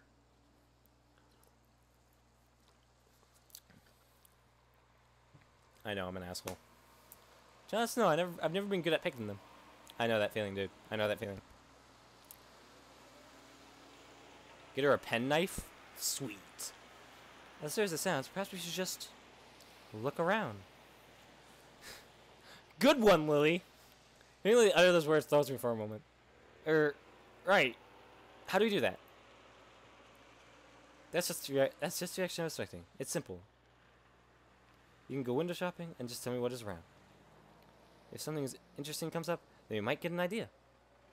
Right. I'm not so sure of this, but I'll take your word for it. I think we'll manage. Hanako, my sister, and I managed to do it well enough. With Lily's simplistic and rather optimistic statement, we set off into the shopping district of the city, and I start describing everything I see to Lily. We're trying to Death! No! Don't do that. It's hard to think of Hanako going window shopping. She doesn't feel like the type to place much stock in fashion, nor have I noticed her reading magazines or the like. In fact, all I think I've really seen her do as a hobby is read books. There's a houseware shop just ahead. Looks like it's mostly crockery, though. I can't think that she'd have much of a need for that. And what type of message would that send to her? You'd be a great wife! I know it's a joke, Dad. Cook more food? It's not such a bad idea, maybe. Sometimes it's best to leave these things alone, so. Once again, I get the feeling that Hanako's exploits in the kitchen aren't always successful. We must have had to help her with that sometimes. Let's see. Next along is a bookshop. It seems like a good one. She's always reading. Yes, but there are a few problems with books. I'm not quite sure what she has and hasn't read. Why don't you just look at the book she had? What about a gift card, then? What are we? What are we, an uncle? There's nothing as impersonal as giving someone a gift card. It's like saying, I don't know enough about you to work out what you'd like. I always thought of it as making sure they got what they wanted. But that's actually a good... I always thought of it as well. Like, here's money. You can pick whatever you want. Now thinking about it, like, wow. Giving people is supposed to show them the level of affection you have for them. Can't decide on a simple gift for them. How much could you think of them? Right. No gift cards. Matiscus. Hi. Welcome to the stream. Playing Katawa Shoujo. Hanako's route. We in there, boys. Lily seems overly passionate about this, but I can see her point. If you're going to get something for someone, then you should put at least some thought into it. How many girls have you fucked so far? It's Shizune. It was Shizune and Emmy. I fucked them both. Well, technically, in Shizune's case, she fucked me first. Yeah. If I want to get something for Hanukkah that reminds her of us every day, then what good is a gift card? Emmy's best girl? I can understand that. I can understand Emmy. Yeah, I like Emmy a lot. Like, no doubt. But for me, I think Hanako's the best girl, because I really like her route so far. In that case, what did you get Hanako last year? A gun! She likes guns! Porcelain doll. I thought that if she had someone to talk to, it might help her ease her pain. Did it? Doll's never going to criticize her after all. So, should I be looking for a doll shop? If you'd be so kind to keep a lookout for one, I would be grateful. Sounds good to me, though I wish you'd mentioned it earlier. If I did that, then you wouldn't have started thinking it for yourself, would you? Once again, Lily has a point. My brain is currently analyzing every story past for gift options. If Lily had mentioned a doll shop to begin with, I wouldn't have thought of anything else. She got a point. We wandered through the city streets, but seemed unable to find anything that resembles a doll shop, or anything that I could consider a fitting present. The simple act of searching is starting to clear my head. Yeah, I penetrated. Oh yeah, I also fucked Misha, didn't I? I'm trying to forget, okay? I fucked up. I thought that the internet would never lie to me, and it did. At that moment, I thought the internet would never lie to me. For some reason. Some act of searching is starting to come in my head. The events of last week are starting to fade away, and I'm looking forward to giving Hanako her gift. If I can find one, that is. This is hopeless. I thought we'd be able to find something in the city for sure. I'm sure you rocked down the street at least once before. It almost sounds like you're giving up, Isao. I'm not, but it's a lot harder than I thought. Trying to be so restricted in your thinking. Maybe we should actually go into some shops and have a look around. Have a look around? That might work. I've never really been any good at window shopping. Lily and I circle around the city streets one more, this time popping into stores that catch our attention. In the end, though, nothing comes up as especially appropriate. Hanako's tastes are often quite hard to pin down at the best of times, thanks to her intensely private nature, and those tastes we do know are hard to accommodate. Maybe we take a break for a minute. I'm a bit exhausted. Pew! I agree, and leave Lily to rest against the railing while I go get a couple drinks from a nearby vending machine. After walking up to the vending machine and grabbing myself some lemonade, I find myself at a bit of a loss. Not really knowing Lily's taste, I decide to take a guess and grab something that seems a little girly, but not too weird. Strawberry flavored milk. It's pink. And girls like pink. Especially if they can see it. Back. I walk up to her and place the cart into her hand, making sure she has a grip on it before letting go. She feels that I was conscious for opening and making a very tender sip. Her approving smile afterwards telling me I made the right choice. We both rest and have a quiet drink for a few minutes. Familiar soft ringing begins to sound from Lily's side. She quickly apologizes as her hand goes into her pocket and pulling out a mobile phone. Do you mind if I take this? It's fine, don't worry. She nods to me, smiling thanks for turning away and flipping the phone open, bringing it to the side of her face as she picks up the call. Go by the tone of Lily's voice, the person on the other end is no doubt some friend or another. I tune out their conversation pretty quickly as snippets that Lily says make it sound like a little more than gossip. Without much else to do, I find myself watching Lily. She really is a pretty girl, which would hardly hurt her popularity in school. It's interesting just how much Hanako and Lily contrast with each other, in both personality and appearance. Meanwhile, I just lean back and drink, watching her. For long, Lily says her goodbyes to the person she's talking to and hangs up, placing her phone back in her pocket and leaning back against everything as before. Sorry, just a friend from class. I take one final swig from my can before throwing it into the bin. Lily gives me her carton to throw away soon after, finishing off relatively quickly. You seem to have a lot of friends. Oh? Lily waits for me to continue, her interest piqued. I was thinking that you and Hanako contrast really heavily. It's hard to imagine Hanako doing a lot of things you do, or knowing the people you know. You seem to think about Hanako quite a bit. Well, that's just how I mean appearance. They're both cute. True. They are both cute. What does he mean? What does he mean? What's he talking about? What's that bitch talking about? I don't know, it's just... She's mysterious, I guess. I kind of want to know more about her, which isn't that easy. It almost sounds like you're down in your relationship to her. I don't think it's that. I just want to do more for her, being a friend and all. I don't even really know how she sees me. The statement seems to interest Lily quite a bit. I wonder if Hanako said anything about me to Lily during conversations. I have to ask what's on her mind as she picks herself up from the railing. Shall I be off then? You bitch! You're fucking with me! Her voice and expression show that she's playing with games with me. Lily knows damn well that she's leaving me hanging. With a sigh, I pick myself off the railing as well and have a brief look around. We have stuff to do, so I'll just try and get back to her about this later. Tucked in between a newsstand and a convenience store is a small shop. The sign above the door reads, Altello's Antiques, in decorative English script. It would be easy to miss if we were walking along the street, but since we're stationary and I'm purposely looking around, it's just noticeable. Say, Lily, that doll you got Hanako, was it new? Well, yes, but I'm not sure I'm not quite sure I know what you mean. I think I found our shop. It's across the road. Oh? What is it, some kind of toy shop? It's an antique shop. I think it's probably going to be our best bet. Really? I didn't know we had one of those near here. Neither did I. I missed it the first time we went by here. It's pretty well hidden. Well then, I can't hurt to check. So about this new find, we quickly dust ourselves off and head towards the store, Lily's hand finding its way to my elbow for guidance.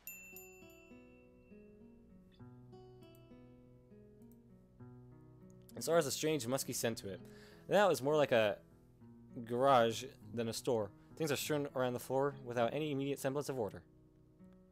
Oh! Hello, old man. The shopkeeper gives us a noble bored look through his particularly small eyes. His face looks very weary and tired, and his dress style is distinctly anachronistic. He gives us a polite nod of welcome before going back to his book. Get something you like. Lily holds tightly under my arm, and I find myself having to split my efforts between making sure we don't miss a potential gift for Hanako, make sure Lily doesn't inadvertently bump into anything. This is quite difficult, given the haphazard way the store is laid out. Like most antique shops, or like, yeah, most antique shops. The task is, and the main things poking out at the shelves, they're sitting on they're on, or sitting on pieces of furniture. But eventually, we safely arrive at an old desk covered in dolls and teddy bears. I think this is the right place. That's pretty much every kind of doll you can imagine here. I should make the choice simpler. Could you please pick one for me, Asao? I think that would come to this. I picture Hanako in my mind and try to imagine which of the dolls before me would suit her the best.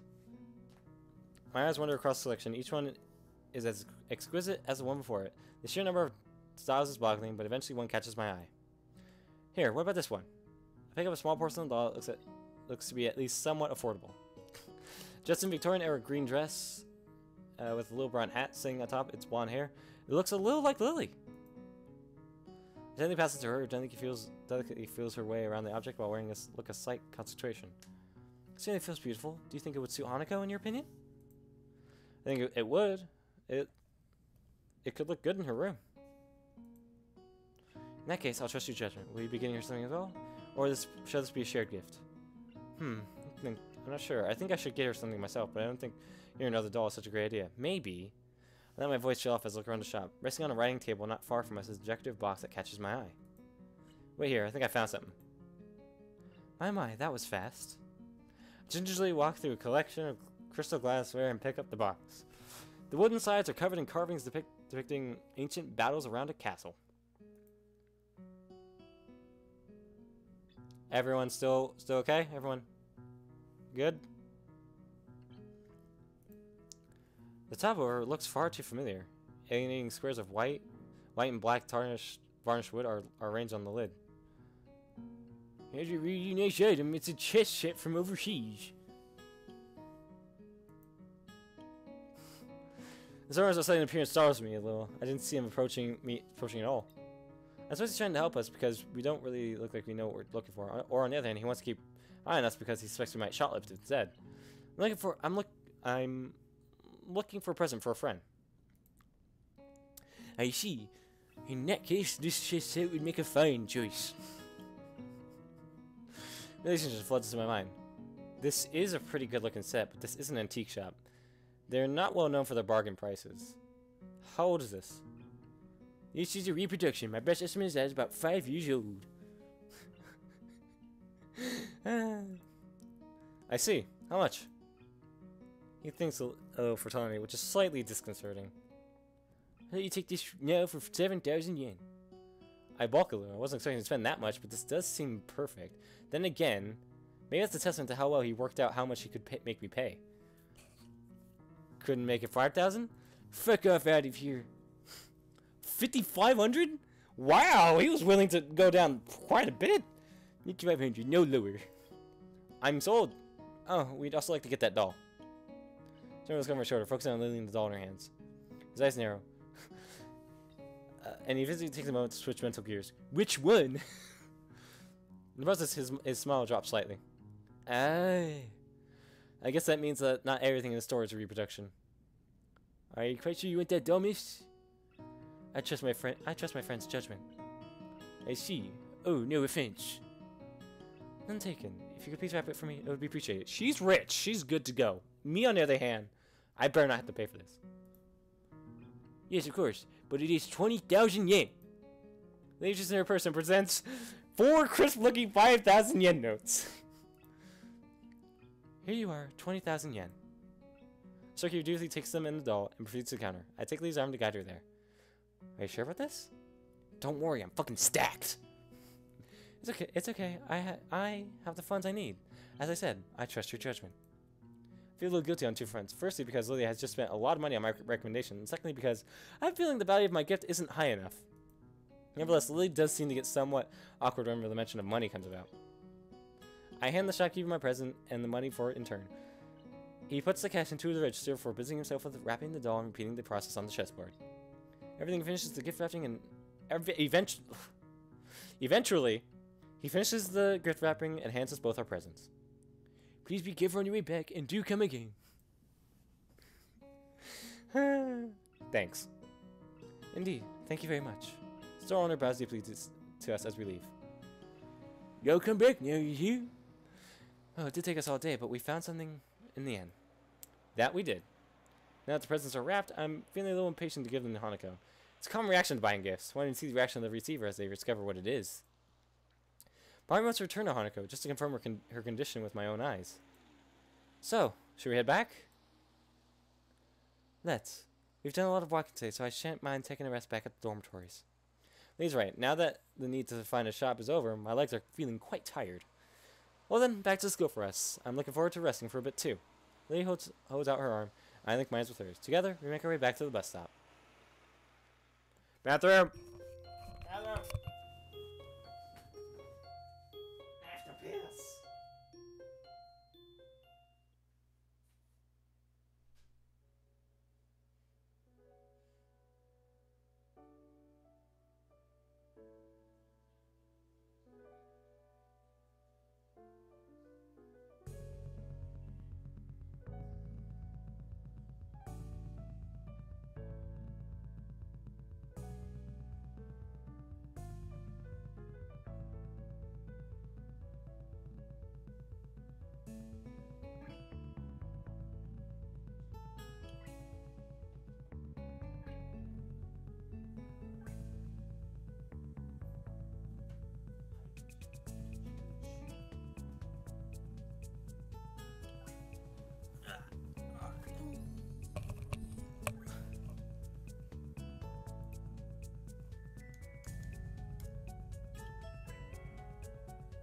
Everyone's still there? Milk Chip?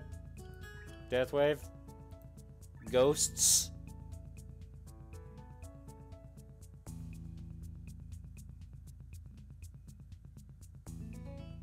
The ghosts of streamers past? Yeet?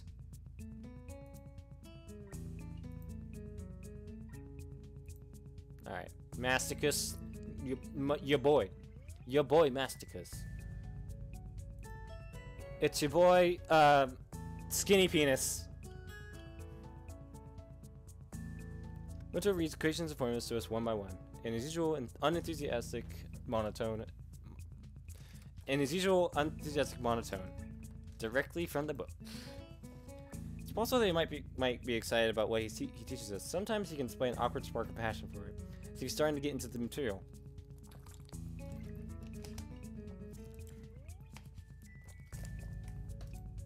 Most days, however, are like this one. Well, recovering is very simple, so I find it increasingly difficult to keep my concentration on him. It's not too long until my legs begin aching again, which only makes it even harder. I'm almost starting to regret walking around the city yesterday with Lily. Since leaving the hospital, I've done very little physical exertion. Walking to and from the local corner store hardly counts. Despite Emi's attempts when I first arrived in Yamaku, I've largely given up on the idea of ever returning to my old level of fitness.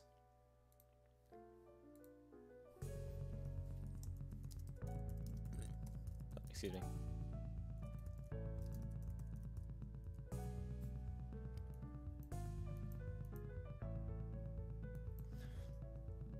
Okay. Sorry.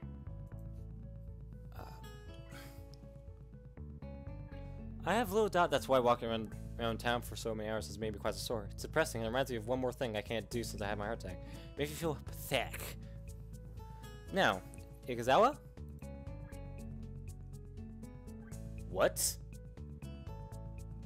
It's odd for me to ask Hanako a question, but not unheard of. She quickly jumps to her feet, a little startled, immediately pins her eyes onto him. She knows that Muto calling on her. She knows that Muto calling on her is rare, so all the eyes in the classroom are going to be on her. This way, she doesn't run the risk of making eye contact with anyone else.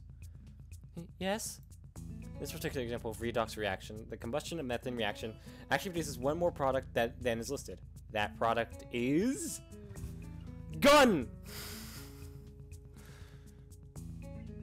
Redox reaction. What? I think I remember learning about this. What do you guys think? So I'm trying to think of, maybe it's oxygen? I don't know. Even though it's a softball question, she timidly waits for a bit for answering, biting down slightly on her lower lip as if to keep her concentration. Heat? Well done. This isn't, oh. Yeah, it's heat. No, fucking, probably should have thought of that too! Well done. This is an exothermic reaction, with the reaction giving more heat than is put into it. Just like you! Hot! Maybe it wasn't appropriate to give her a heat question.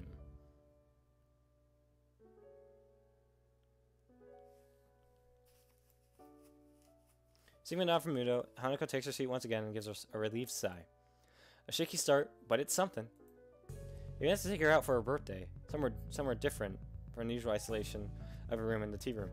With the progress she's made until now, I don't think she'll have much of a problem going to the city. Right then, for Maida's class, I'd like to work in groups of 3 or 4 on the problems in Chapter 12. I'll be here if you need me. Moose is out behind his desk. He pulls some loose sheets out of a folder and starts on some kind of paperwork of his own. I thought teachers were supposed to do that kind of thing after class, not during it. Okay. Regardless, I looked to my right to pick out someone to form a group with. Given two my things hovering near mine, I don't think I'm going to get much say in the matter. I suppose we have a group then. 3 or 4. Ichan, you want to work together? Okay. That's great. It's really been a while. Boo. The class begins the process of noisy shuffling the desk around, and Shizune doing the same as she puts hers in front of mine. She's a little lucky not to be able to hear the din of the classroom, which is loud enough to cause some discomfort. It also expels O2. So we were right. Oh. Sweet. Truth be told, working with Shizune and Misha is probably a good outcome. Shizune and I are pretty good at the subject, and Misha has really nice handwriting. It's the Shadow Man! As I look to Misha, I notice a tall figure behind her. The shadow catches Misha's attention as well, and she turns to face the dark-haired observer.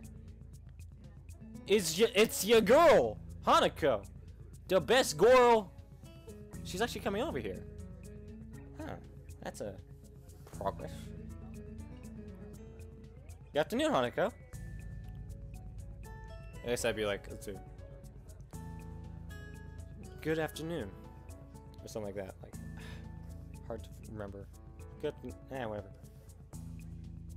Hello? Shizune finally notices Hanako after looking up and follow oxidation reaction. It's type of chemical reaction that involves the transfer of electrons between two species. Oxidation is so it releases oxygen normally, just no matter what it is.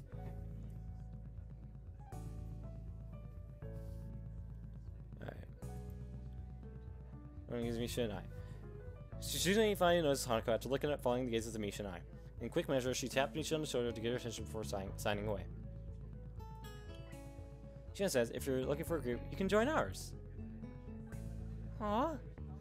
Hanako looks down and blushes a little at this offer. Out of all the people in the class, Hanako is most familiar with the three of us, so it's reasonable that she'd come to us first. And again, her actually coming up to a group with the intention of joining them is something she apparently very rarely did before. She uses briefly to drag her desk over, and soon Misha will back to me as soon as her back is turned. I guess we get to play again, hey-chan. You hardly ever play with us anymore. I wonder why. You two always seem to have some ulterior motive. Am I wrong? Am I wrong? That hurt, Hey-chan. I almost think you were insulting me. But it's Hey-chan, so I know you're joking. Such a great sense of humor about it. It'd be awful if someone were to take advantage of your good nature, like making you help them with your work. Wahaha! Shizune seems excited for a second, a little surprised that I'm willing to challenge her. But when she sees Hanako coming back, and she backs off with a smile. I guess the mind games are over early today. Hanako gently sets her desk down in front of Misha's. Her eyes are locked downwards, and I'm left wondering why until I look around the class. Most of the busy setting with their own groups, but a few are casting curious glances at her. At this range, it's hard to tell whether that is where their interest in her ends, or if they are talking about her as well. It's strange, no one bats an eyelid when Hanako runs out of the room. I've passed to avoid group work, but now that she's making an effort, they're staring at her like she's done something wrong. We all move to sort ourselves out, spreading our textbooks and worksheets around larger surface created by the 4 joined desks. It isn't long before the class as a whole gets down to work. DTF. Hi, Hanako, it's nice to finally work with you. Let's see. It's nice to work with you. Yeah. Are you the reason Hichan has been avoiding us lately? She just says it's a little rude, but if Hichan wants to spend some time with a cute girl, it's understandable. I don't think it's like that. Hanako starts to fidget, unused to this kind of attention. I think an ordinary person would drop the conversation by now, but Misha is like the antithesis of Hanako. Part of that includes being blind to ordinary social cues, while Hanako is overly sensitive to them. After that, Misha barrels ahead with the question, too quickly for me to get a chance to interject and guide the discussion somewhere more comfortable. Really? So, he wasn't hanging out with you yesterday? No. I feel my cover being blown already. Really didn't want Hanako to know that we were out buying presents for her, let alone planning out her birthday party. It wouldn't be good for her to find out. Yeah, I was doing something else. You know how it is. Really? I wonder what was so important for Hichan to blow us off like that. If it wasn't to spend time with Hanako, then what could it be? It's really interesting. What are you trying to imply, Misha? Now this is starting to feel like an interrogation. I'm surprised at how Misha is able to exert such a feeling of pressure without actually intending to. Were you with Lily? Out of nowhere, Hanako manages to stumble on the answer. She may be dreadfully quiet and shy, but she's very intuitive. What makes you say that? Yesterday, Lily said something similar. Suspicious? Michan, I demand that you explain yourself. Hey, shouldn't we be doing the assignment? But it's so mysterious, even Hanako wants to know. Guys, stop! I turn to look at Hanako. It's true, from the expression on her face, it's obvious that she wants to know as well, and I think we're past the point where I could weasel out of having to provide an explanation. Apologize to Lily in my mind. She really did want to keep it a secret, but now it doesn't seem possible anymore. I feel a rush of conflicting emotions, so jumbled that I can't really identify them, but they crash around my head as I try to calm down and speak. Alright, I'll tell you. I went into town with Lily, but it wasn't what you think. Lily and I were... for Hanako's birthday, we were... The cat's out of the bag, but it looks like Hanako's taking it a little better than I thought she would. Brief silence passes over our little group as Shizune and Misha look at each other sheepishly. I can tell that they didn't expect their game to turn out like this. Misha looks up to Hanako in order to apologize, then pauses. Hanako is staring at the middle of her desk and is barely moving. Maudlin. I need to look that up. Maudlin. Self-pityingly or tearfully sentimental, often through drunkenness. She's been drinking!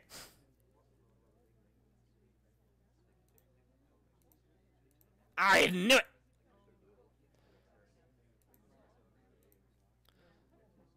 No expression on her face. I guess I was wrong about her taking it well. Hanako? I'm sorry. There's a few seconds pause, but Hanako lifts and shakes her head. It's okay. Heshin looks odd, like she's very tired. That doesn't seem natural, but it's nothing alarming. Nobody really wants to continue with the current conversation, so we open our textbooks and begin our group work. This is pretty dull.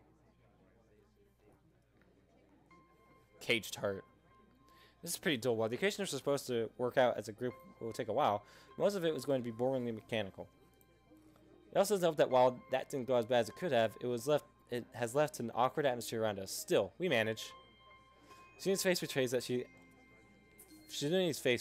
she has about the same expectations of her work as I do, and the two of us begin to write our group's results. Misha, on the other hand, is scrunching up her lips and very visibly trying to make heads or tails of what we're doing. Hanko is looking on quietly, absorbing what we write and what I say. She usually has the same expression when the teacher speaks. It's a shame her attendance is so unreliable. With the way she takes in information, I think she'd do quite well in class if she actually followed the lessons regularly. I wonder if this might be why she's doing these seem so hard on her. Hey, Hanako, do you understand this? She looks at Hanako, but I suspect her hope is more to find a comrade in ignorance rather than genuine help. Not really. I guess. Surprised by how tense she is in answering, but she settles back down. She breathes out, and the way her upper body and head lower reminds me of a deflating balloon. You okay? I can go over this bit if you want. Hanako shakes her head slightly. Then again, I don't know what it says from the... Oh, going back to that. I don't think she needs the extra information despite what she said. Misha quickly interjects, entirely oblivious, and I end up slowly going through how we ended up at one of our results, step by step. Times like this remind me that this kind of work may not be mechanical for everyone, but rather feels that way to me due to my grasp of the subject. It's a satisfying feeling. As Misha brings her balled fists onto an open hand in realization, like this, I discover another nice feeling. My explanation got through to her, and she manages to work out the next equation by herself with a minimum of guidance. Throughout this, Hanako is unusually unresponsive. She's normally very quiet, but one can still see her eyes roving periodically over the landscape of the classroom in front of her, or anxiously moving her hands in some way, or shifting her shoulders periodically. Right now, these small movements that I've gotten used to seeing are all missing. Someone not moving at all is definitely weird. Even Misha can tell there's something wrong. Hanako, are you sure you're okay? Yes. Are you sure? I'm fine. A little more strongly this time, but this is the way she says it. It only makes me doubt her answer yet. At the same time, I can tell she doesn't want to talk about it further. If already had one awkward conversation today that I'm still not fully over, I don't want to pursue this matter too much either. We settle back into our routine, debating over our answers whenever a doubt comes up. But as time goes on, I notice that Hanako isn't talking at all. It's frustrating. She had made so much progress. It makes me a little angry that she's doing Misha for undoing the surprise Lily had wanted to keep secret for so much. I know I'm at fault, too. Maybe I could have kept it under wraps somehow. Zuzumi has noticed Hanako's silence as well, and it's also getting antsy. I can see it on her face. It's strange. Strangely, even though she's deaf, she has perceived Hanako's unusual quietness sooner than Misha. Hanako, you're being too quiet. You have to contribute too. Someday we might work on a bigger project, like one that's so big it's worth celebrating afterwards, like with ice cream or cake. You act like this, we won't take you long. I can tell they're trying to tease her to bring her out of her shell, but I don't think that kind of approach will work on Hanako. It would just make her feel worse. Guys, don't tease her like that. Hey Chan, it's all in good fun. She says she teases everyone anyway. They do back off though, with Misha moving away from the issue, asking me a question again. On seeing how difficult the problem she's working on is, I don't know whether it was a skillful dodge or mere coincidence. It takes way more of our time than necessary because she's going to keep disagreeing with me while I'm trying to explain it to Misha.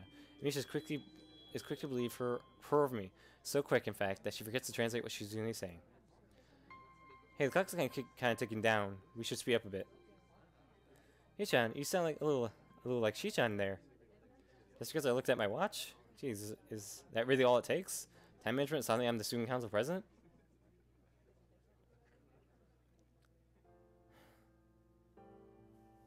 What's wrong? I look at Hanako's desk to see how she's doing and freeze. Our papers are covered in equations, but Hanako's is only halfway there. Seems like she hasn't written anything in the past 20 minutes. When I realize that, I want to kick myself for how dumb I've been.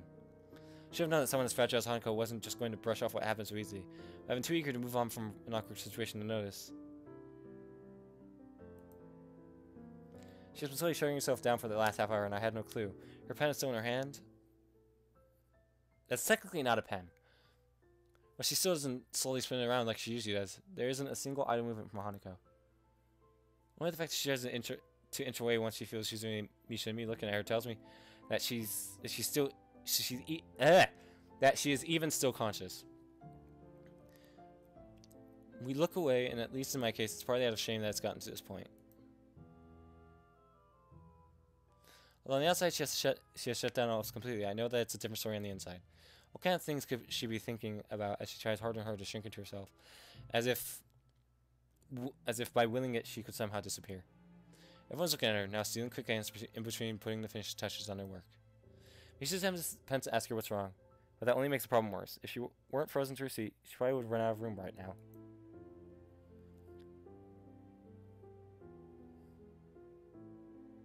Is she crying? Misha's are loud enough to be heard throughout the entire classroom, and for a second I'm ready to snap at her because I can only imagine how much worse it's making Hanako feel. Of course, or to do that, it would only make the situation worse. I believed that Hanako had gotten stronger, and she has, but it wasn't enough, and I was too eager to believe it. Now she's terrified, alone in the middle of the classroom, and there's nothing I could do without drawing more attention to her. It's infuriating. Misha's worried, and even Shizune is biting her lip. None of us know how to deal with the situation, so I decide to call Muto. His judgment would probably be better than ours. I look up and manage to catch his eye, silently motioning for him to come over. I want to make as little a fuss about this as possible, since if there's anything that would make this worse, it's more attention being focused on her. Now that Hanako can see everyone staring at our group, specifically at her, because they know that if there's a problem, it has to be her. Everyone knows her, and it's the first thing anyone's mind would leap to. Her reputation for being a truant has marked her as an unusual person, even an unusual Yamaku. Notice how many times they have stared at her before. Maybe it's because she's seen the class staring at her so much that she fears their gazes like she does, cowering from them. The time it takes Muto to walk over must be like an eternity in Hanako. She looks as if she's about to fall over. Muto begins quietly to ask us what's wrong, before catching himself as she sees Hanako. Did we upset her? Don't worry. Muto bends down after calming Misha and looking intently at Hanako's face. Hi, Kazawa. Can I help you at all? His voice is hushed and gentle. Everyone's acting so differently around Hanako now that the whole class has noticed something wrong with her. Hanako doesn't respond, so Muto gently rests a hand on her shoulder. Oh no! She starts shaking at his touch, but won't even look up. Hanako continues to stare into the equations on her desk, vision so unfocused that I doubt she even sees them. She's worse than before. I remember that not even an hour ago, she was able to talk to him almost normally. He gets a bit as he stands up, and now that his pressure changed, I can see he wasn't exactly unaffected by what happened either. He takes a deep breath to settle himself, speaking in a very quiet voice. I'm a little impressed at how quickly he takes control of the situation. Is that it? Nothing's wrong with him? He needs to say that to no one in particular. However, his words sound convincing enough that most of the people who look over at Hanako now turn away, getting back to the work. Oh. He gives a quick glance to his left and right. People at the desk around us are still staring curiously, but other than that, we seem to have escaped attracting too much attention. Muto notices me doing the same as him and smiles a little, in his usual stilted way. I think, for Ikuzawa's sake, it would be good to quickly take her somewhere away from the others. Nakai, Hakamichi, could you please take Ikuzawa out of the classroom? I'll keep her himself, so please don't worry about anything but her, okay? I don't know why, but I just had this random thought. How's my audio? Is it good?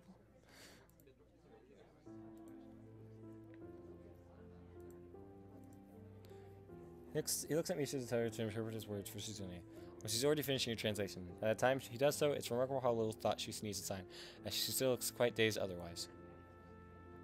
Nodding, Shizune and I stand and move to either side of Hanako. Muto steps back to the lesson room and talks to the table behind us, as some people there have begun to remember between themselves about what's going on. We look at each other before lowering ourselves.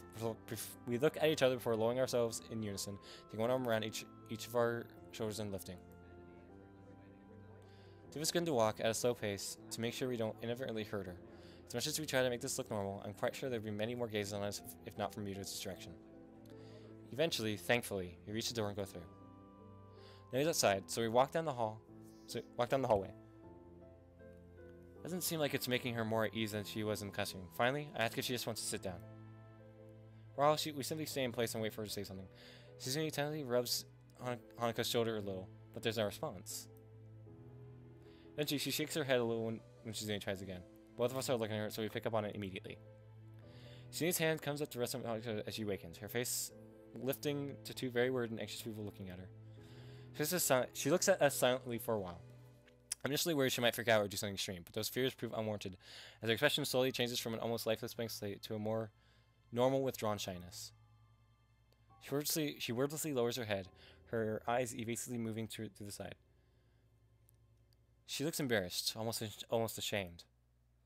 I want to say something, anything, to help. I can't, though. I don't really know what just happened, or even what caused it. I feel helpless and ashamed of myself for not being of any use. Seeing silence before looking at me. Even without words, I think I can tell what she's asking. I'll take Hanako to the nurse. Is that okay by you? Try to communicate attention through hand gestures, but I don't think I feel like I managed to get through her very well. She makes a dreary face in response to my gesticulations, confirming my impression. She stabs her finger in the air decisively, first at me, then at Hanako, then towards the stairs. She gets me to nod before pointing at herself, then pointing at the door to the classroom. I get the feeling she's much better at this than I am. I nod at her, since her plan is after all the same as mine. Suzune gets ready to make her exit, but she only leaves after looking at Hanako for quite some time. Are you okay with me taking you to the nurse's office? Doesn't anything interrupt, but she stands up in place by herself. And when I begin to walk, she obediently follows. I've read about people being catatonic before, but I think this time I'm seeing it for myself. She looks extremely tired. After everything that's happened, it's not a surprise. After Hanako silently takes off her shoes and lies on the bed in the infirmary, the nurse and I take our leave. She shuts the curtain behind us. We both take a seat, and I quietly and thoroughly go through everything that happened in quite some detail. I want to understand what happened. The nurse has a good chance as anyone of knowing. He nods throughout my explanation, his face looking troubled as I finish. It must have been very troubling for you to have seen all this. I'd be lying if I said it wasn't. I get that she fainted, but I don't really understand anything about it, about why it happened or why she's acting like this. He nods, but his face is clouded. Shit, why'd I do that? You don't know either? Well, yes and no. It's complicated. I assume you've heard about the concept of patient confidentiality at some point. This is a bit of minefield in that respect. I'm going to put this pretty bluntly. This is a matter for Ikazawa, me, and your therapist. I want to protest, but think right of it. I want to deny what he says, but if I think this through rationally, what he says makes perfect sense. I understand. Good. Wish I could help you more, but I think what Ikazawa needs right now isn't someone prying into her past or emotions. She just needs someone to be there for her. She needs a friend. For what it's worth, I think you've done well in bringing her here. Sounds like you and your friends dealt with the situation well, too. I'd give you a lollipop or a sticker as a reward, but you might be a little too old for either. He gives a cocky grin off. He's trying his best to lighten the atmosphere. I'm not really in a laughing mood, but he does manage to get a smile out of me. Thanks. Do you mind if I stay here with Hanako? I appreciate the thought, but I think it would be better to let her rest for now. But you just said she needed a friend! She'll be let back to her dormitory room this evening, so you could visit her then. I agree with him for standing. It feels like all I can ever do around the nurse. I agree to what he says. But it was the same with the doctors in the hospital too. The walk back to the classroom is a long one. Mine feeling... Okay, so there's no music thing. So this is called Following. That's what the scene is called. My mind feeling heavy under the weight of so many things happening so suddenly. Even as I re-enter the classroom, I'm thinking about Hanako. I don't feel like it's been turned to knots while I think about how to deal with her. Still don't know what I'm going to say when I see her again. Thankfully, the class doesn't pay me much heed. There are a couple of questioning glances, but overall, not many people seem to be very aware of what happened. Mino raises his eyebrows to get my attention when I pass by his desk. Nikai, I take it Ikazawa's in the infirmary now? Yeah, I took her there, and the nurse said I should let her rest. Mino nods, assuring me that I made the right call. He scratches his chin for a second before rising from his desk. Everyone, I want you to see with the exercise. Nikai, I'll see you in that hallway, please. His speech is hushed, but overall he doesn't seem to be acting too differently from how he usually does. Being a teacher, maybe it's to be expected. As you got into the hallway, I noticed him taking a quick glance left and right to check if there were any students wheeling around. The hallway is nearly soundless, but I can't think of anything except waiting for me to speak. Nikai, what do you think the purpose of the school is? To cater to the needs of disabled students? Mio scratches his head as he shakes it. No, if we wanted to do that, then we would have built a whole new school from scratch. One floor. Talking whiteboards, that kind of thing. Look around, Nikai. The school is about giving you all a future that you would have been denied in regular education. Huh? Think of it this way. If we wanted you to graduate and go straight into a hospital, do you think we'd put in this much effort? Letting something into a statement temporarily stuns me, causing me to forget about the immediate situation. No. That's right. We want you all to leave here as useful members of society. I'm not quite sure I'm following you. I have high hopes for you, Nikai. You're possibly the first student I've had that gets my lectures. That isn't something that teachers should be admitting so freely. You could easily take your studies of science well into university. Have you ever considered that? I can't say I have. Well, what have you considered? For your future, that is. I can't say that I put much thought into my future. You know what? I'm just thinking my idea of coaching about the same subject. It's only been a little over 5 months since I was asking for air on the ground. It's too soon to be thinking about the future. Besides, Hanako's problems seem much bigger to me right now. Muno gives a disapproving sigh before continuing. Think of this place as an opportunity. Here you have boundless facilities, good teachers, plus the abundance of the nurse and staff. You should be doing nothing but thinking of the future. Right. As soon as I had to meet his gaze, a thought occurs to me. It's almost like Muto totally sidestepped the issue at hand. Excuse me, but why do none of the staff seem to care when Hanako skips class? I've seen you watch her walk out of class more than once. Shouldn't you at least say something? Well, Kai, it's not really that simple. Every student here has special needs. If it weren't for that, then we wouldn't have a school here. For example, I wouldn't keep you in class if you had trouble breathing, would I? But that's not... Mino cuts me off before I can even think about finishing my sentence. Izawa's case is very much like that, but instead of CPR or pacemaker, what she needs is time and space. The faculty was made aware of this from the day she arrived here, thus whenever she feels the need to leave classes, we let her do so. And even though she isn't a star pupil, she seems to pass all of her exams, so it hasn't affected her ability to study. Isn't that enough? Huh.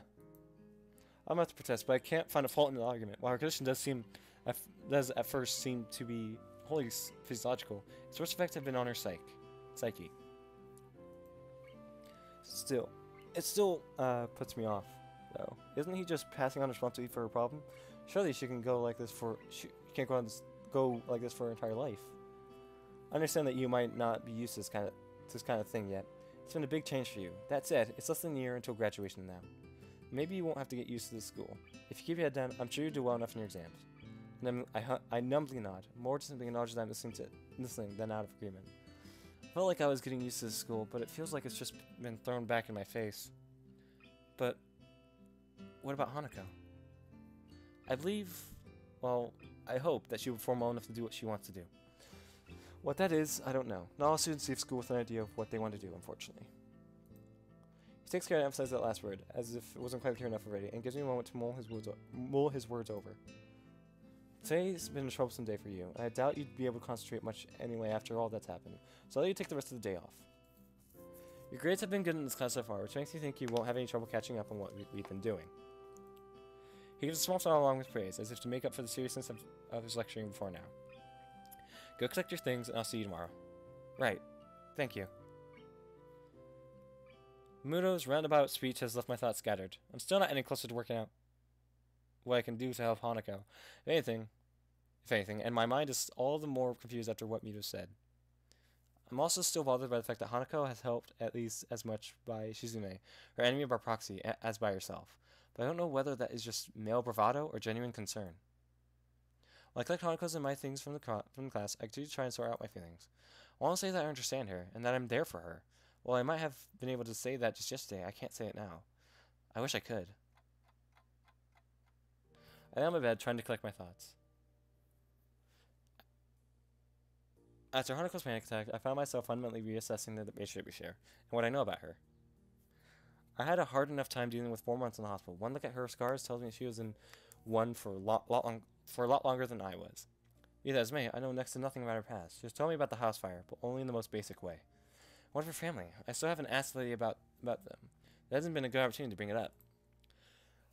I don't know where she grew up, or what her old school was like, nor of her past friends, her wishes and ambitions. Not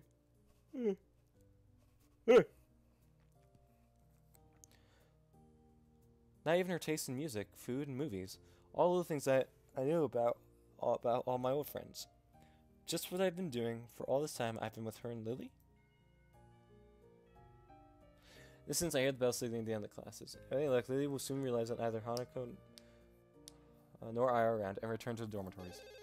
One phone starts ringing, cutting my thinking short. Quite stars me, as I've rarely been called since coming to Yamaku. Hello, Sonikai speaking. Oh, Sal, I'm glad I found you.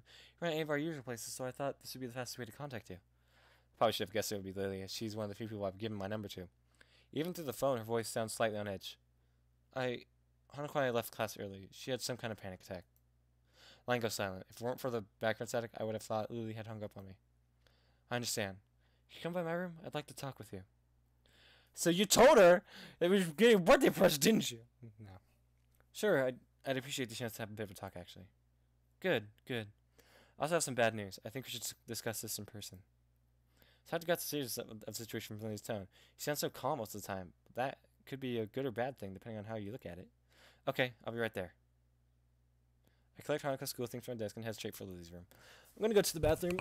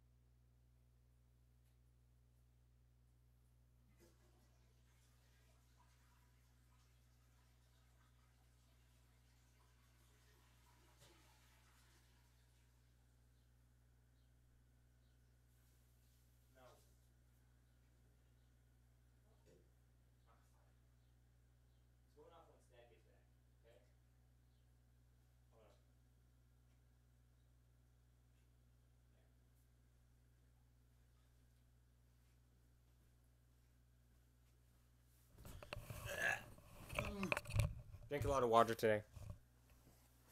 I wrap my knuckles on her door and she soon calls me in. Lee sits at the table outside the room, looking a little worse for wear. I guess that's because of the bad news. Following her gesture of invitation, I sit across from her and lay Hanako's things on the table.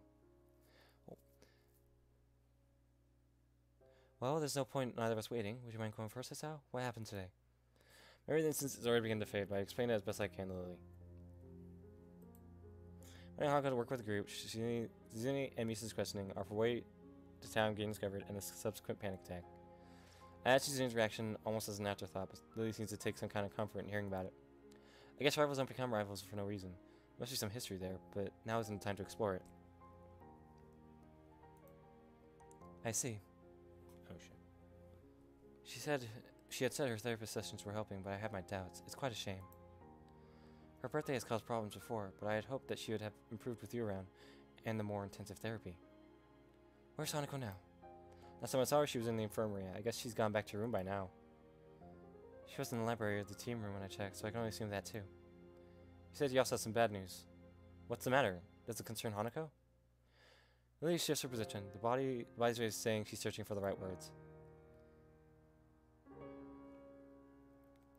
My aunt has fallen gravely ill. I'm afraid I'm going to be heading back to Scotland to visit her, spend some time with my family. What? Is she alright? When do you leave? I'm not altogether sure of how exactly she's faring at the moment. Though last I heard she was stable. I'll be leaving Saturday. It's the earliest flight I could get. Stable. That's code for needs to stay in the hospital. I've been stable long enough to know that, and to know that it doesn't necessarily mean someone is in good condition, but merely treading water. On the upside, stable is much better than critical condition. At least she's not on the brink of death. Stable. That's relief. Yes, but this means I won't be here for Hanako's birthday. I wanted to tell you now so that we could think of something before we told Hanako. But after today's events, I'm not even sure if there's going to be an issue if we simply cancel the party. I don't think that's such a good idea. Hanako already knows that we're planning a party now. Come back on that seems like the wrong thing to do. Also, we should do something for your going away, right? Make sense if I won't be coming back. If all goes well, I should only be away for a week, though possibly 2. That's one relief at least. With that in mind, what do you suggest then? Given the circumstances, I don't think karaoke is really appropriate. You're not going away for the greatest of reasons, so having too much fun would feel wrong. What did you do for her birthday last year? Last year, I literally couldn't get out of her room. She'd locked the door. All I could do was leave food outside for her, make sure that she was at least eating well. This is perhaps the most depressed I've ever seen and heard Lily act. I feel sorry for her, given how defeated she must feel to be unable to help her closest friend. Perhaps it would be better to throw the party before you leave then. That does sound like it would be the easiest option. I think we should at least tell Hanako, both about your trip and her party. I have her things from class as well. That's a good point. Should we go and visit her now? I think that would be a good idea. Part of me is dying to see Hanako. The last time I saw her, she looked like death walking.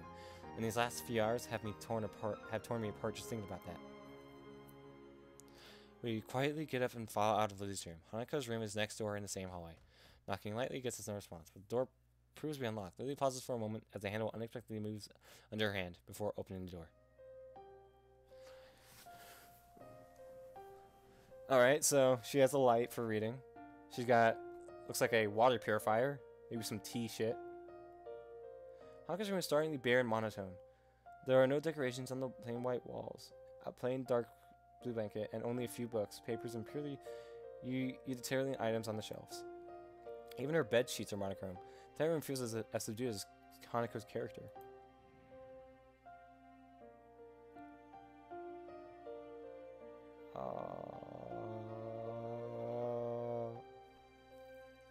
Hanako herself is laying curled up on her bed. She may not be crying now, but her eyes are close to stop herself, and the tracks left by her tears still sit on her reddened cheeks. Quietly walk in and set her back down at the desk, afraid of starting her too much. Hello, Hanako. Saw told me what happened today. Are you alright?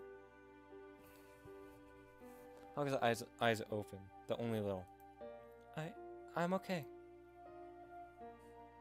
She just decided to look at me, noticing my grimacing before I can hide it. Sorry for making you worry. Really, I'm fine now. She doesn't look nor sound okay, though at least she seems more calm than she was before. She still looks as if the slightest breath could emotionally break her. I said before, right? You don't need to be sorry for this. Sounds right. I shouldn't have hidden something like a birthday celebration from you. I see Hanako shiver at the word. Lily picks up on the silence that follows and crouches down to Hanako's level.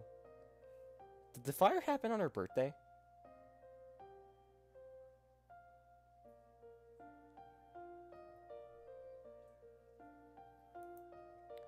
I'm the one who should be sorry, Hanako.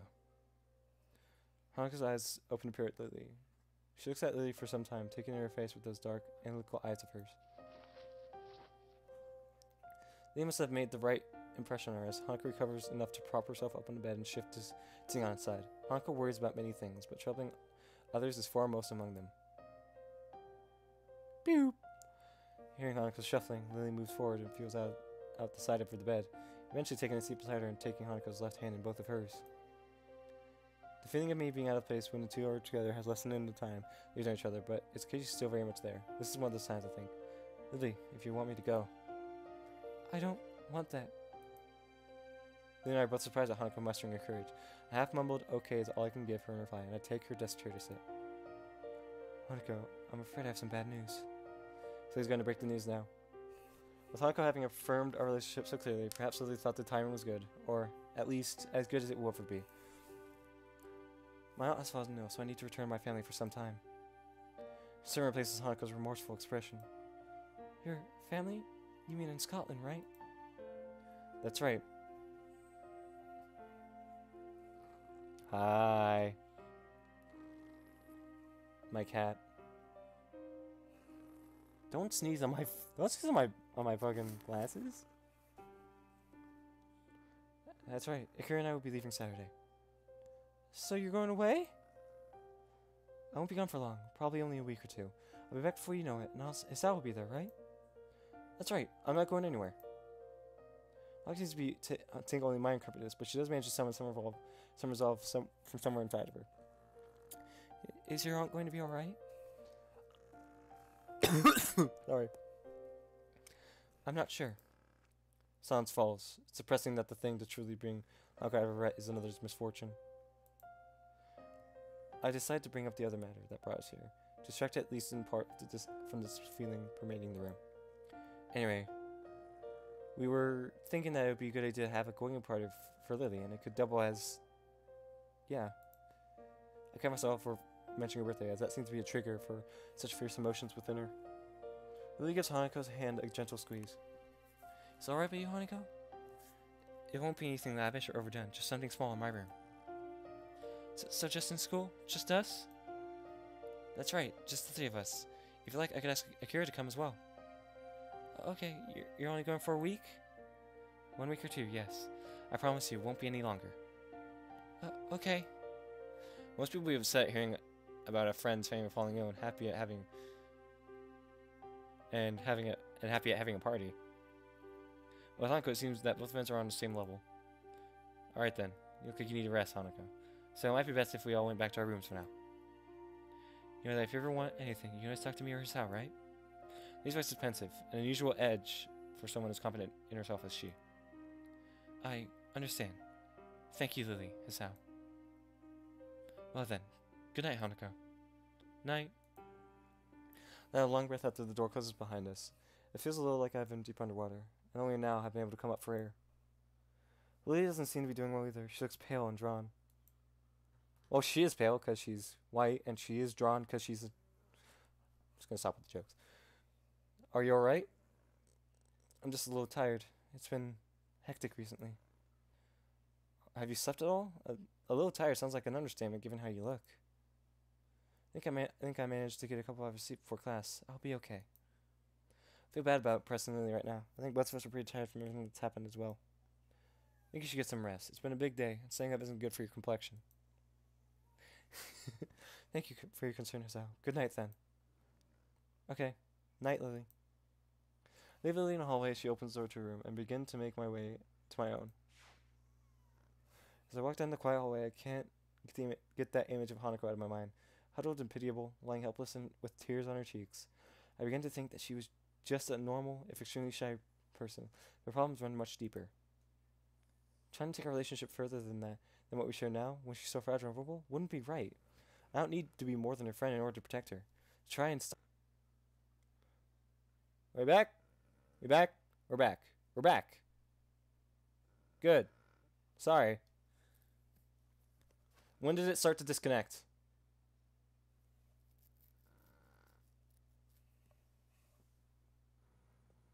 Did it really disconnect in that emotional moment? Fuck.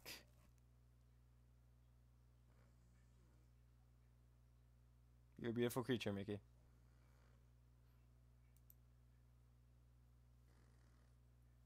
Everyone still there?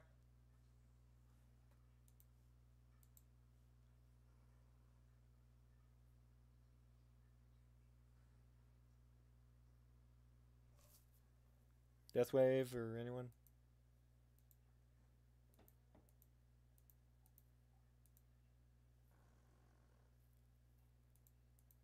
I hate when this happens.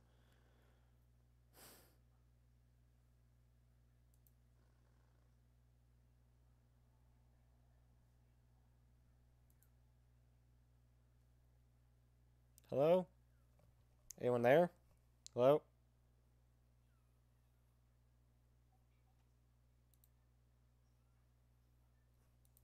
Whatever. It says it's on, so I assume it's on. Let me check. Whatever. Yeah. Okay.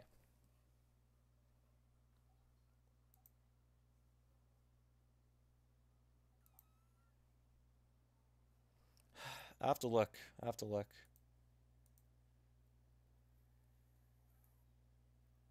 Hold on, give me a moment.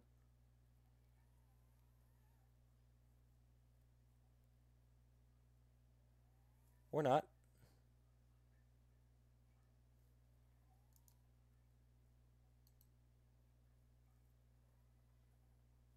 I'm sorry, guys. I really am.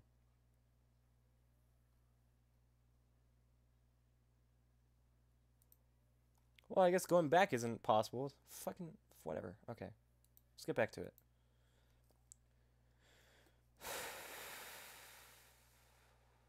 Anyone there? Like, seriously.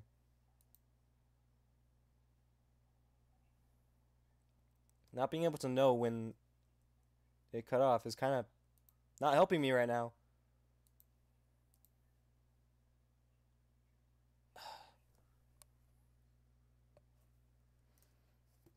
Hanako is more noticeable in her absence than when she's in the room. Just gonna save here.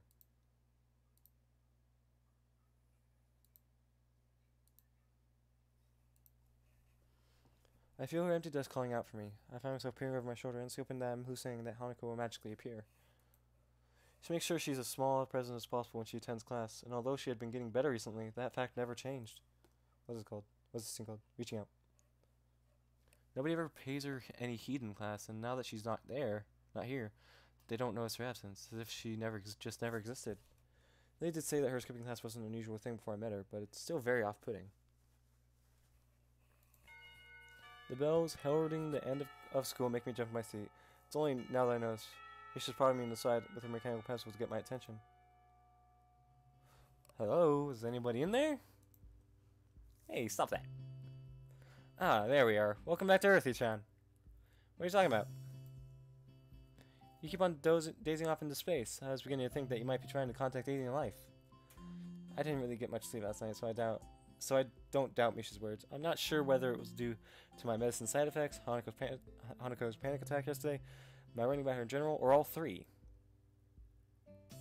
I yawned tiredly before resting my chin in my palm. Haven't been reminded of how badly I slept. Hey, are you really alright? Yesterday kind of rattled me as well. Yeah, I guess. I wanted to speak to Hanako again, though. Did you see her last night? Yeah, Lily and I talked to her.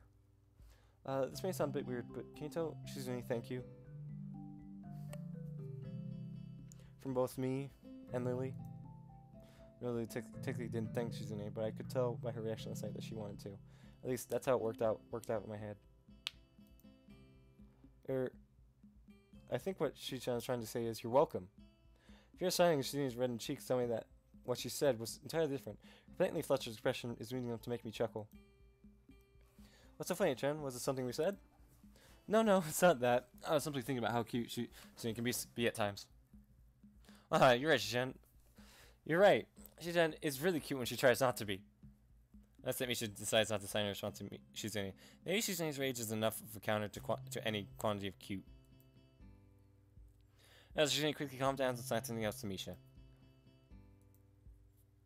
Oh, okay. Shichan wants you to come and have dinner with us. Dinner, eh? Turning away from them a bit, lest I be swayed by their pleading smiles, I began to mull it over. The invitation certainly is tempting. A takeaway dinner with two cute girls is not a bad thing after all. That of Hanako locked up in a room, though, keeps dancing on the edge of my mind. Sorry, I'll have to pass. Aw. Misa doesn't sign my response, but she quickly picks up on it, easy enough, and grimaces in disappointment. She moves her arms, assumedly beginning some sort of either protest or coercion, but stops herself and taps Misha's shoulder twice. Once Misha gives Shizune her attention, the only statement Shizune has on a matter is a shrug. Oh well, it's your choice, Chan. I promise I'll join you to another time, if that helps. Misha perks up at this, but she doesn't show a reaction. With a flick of the head to signal Misha to follow her away, Shizune simply raises her hand, silently waving me goodbye. As the two make their way out the door, I return the gesture until they're out of sight. I didn't think they would be so disappointed. It makes me feel a little bad for ditching them. Still, I have things to do. The girls' dormitory is especially rowdy today, with a number of girls loudly playing games and watching television in the common room on the first floor. I know the voices even now, standing in front of Hanako's door. It's not conscious of the emptiness of the floor she's on. The voices from below make the incidents feel all the more lonely.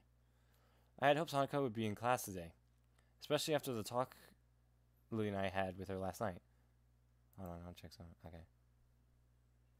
Oh. Yep, that's my dad. I'll stop as soon as I'll stop in a bit. I'd hoped Hanako would be in class today, especially after the talk Lee and I had with her last night, but I feel like I shouldn't hold it against her. It's a pretty awful episode, and to have experienced it firsthand must be all the worse. Not knowing what state she's in, I'll take a small breath before giving a few sharp knocks on her brown door. All I can do is stand and wait, doing my best not to feel anxious. As seconds wear on, I begin to think she might be asleep and didn't hear me knocking. Door handle rattles a little before I can raise my hand and knock again, though. The door opens a sliver, and that's like the first kind of animation that really happens. Like, other than the characters.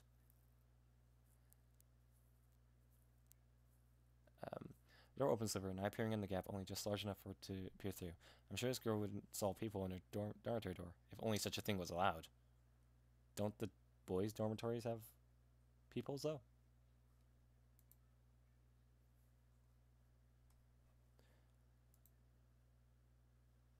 Whatever. I just stand and smile at her. I don't think words would really help here after all. I think I can see a smile there, unless that's part of something on the screen. The actors are turning kind, with Hanako wordlessly looking at me. The gap's not wide enough to see her expression, and I can only guess what she's thinking. Time passes as we look at each other, the only sound being disembodied gaiety from the ground floor. Not sure how long it takes, but eventually the eye moves away. I keep wondering whether she'll let me in or shut me out until the door slowly begins to creak open. Hold on, be right back.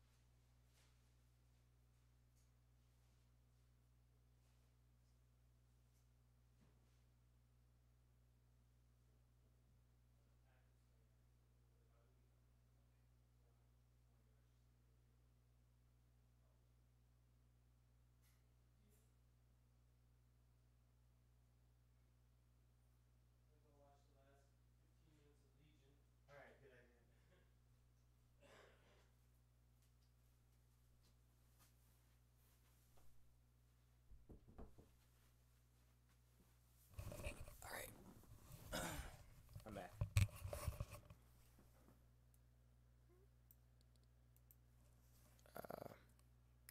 Hold on, let me just... Okay.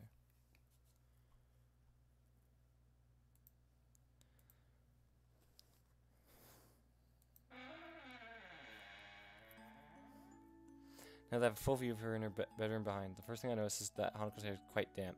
She's recently showered, which is made even more obvious by the scent of shampoo wafting towards me. The look on her face seems one of curiosity, as if she's not really sure what to make of me. Even so, I'm not really all that sure of what she's thinking. It feels as if she's gone away for a long time, and having now returned, neither of us knows what to say to the other. Hanako feels that she's staring, looking away awkwardly before turning to the side and gazing at her feet. I decided to take it as an invitation to step past her into the room, closing the door behind me as I do so. I can see her hands feeling in the folds of the oversized gown that hangs from her shoulders. I try to concentrate on what I want to say, but the scent from her addles my senses. To my surprise, it's not me, but Hanako that breaks the silence. Why? Because,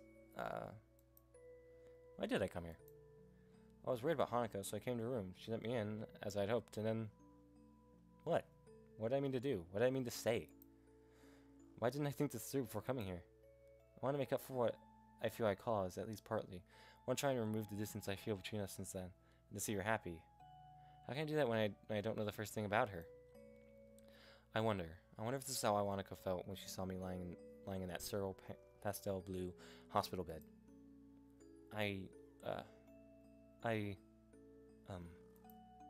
Deep sigh stays my nerves a little and ends my staring. I don't think I've ever felt this nervous around someone before. When I'm like this, I don't think I can lie. Even if I could bring myself to, Hanako would see through it right away. I don't know, I just wanted to see you, I guess. Brings out me and give me a little surprise. Looking up to her face, she gives a sweet smile and a nod. That's a satisfactory answer for her? Since you're here, I'd like to play a game of chess with you. I almost hang my head in disbelief that all she wants to do, after I've been winding myself up so much, is play a game. To get her face, though, attempt to smile, perch upon it, I realize that this is more than that. She could have not bothered answering the door. She could have shut it as soon as she saw my face. She could have asked me to leave. She could have rejected me at many points, but she didn't. Now, with this calm face, she wants me to play the same game that we played when we first really spent time alone together. A feeling of relief washes over me. Everything will be alright.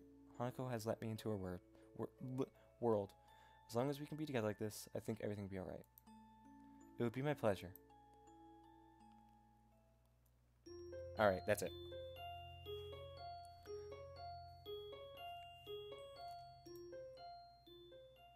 It's the day of her birthday.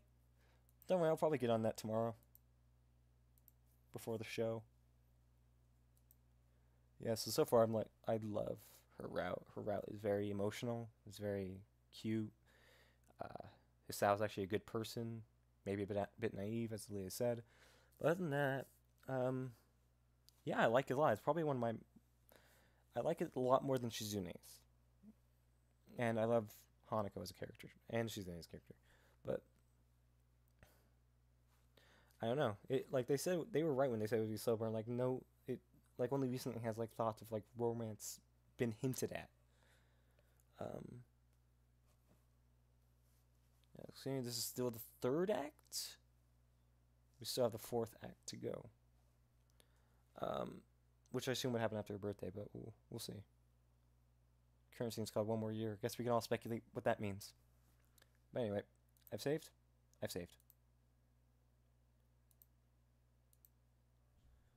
Thank you guys for watching. Tomorrow I'll continue this, and hopefully we'll finish up her route and maybe start on another. Until then, though, I will see you guys later.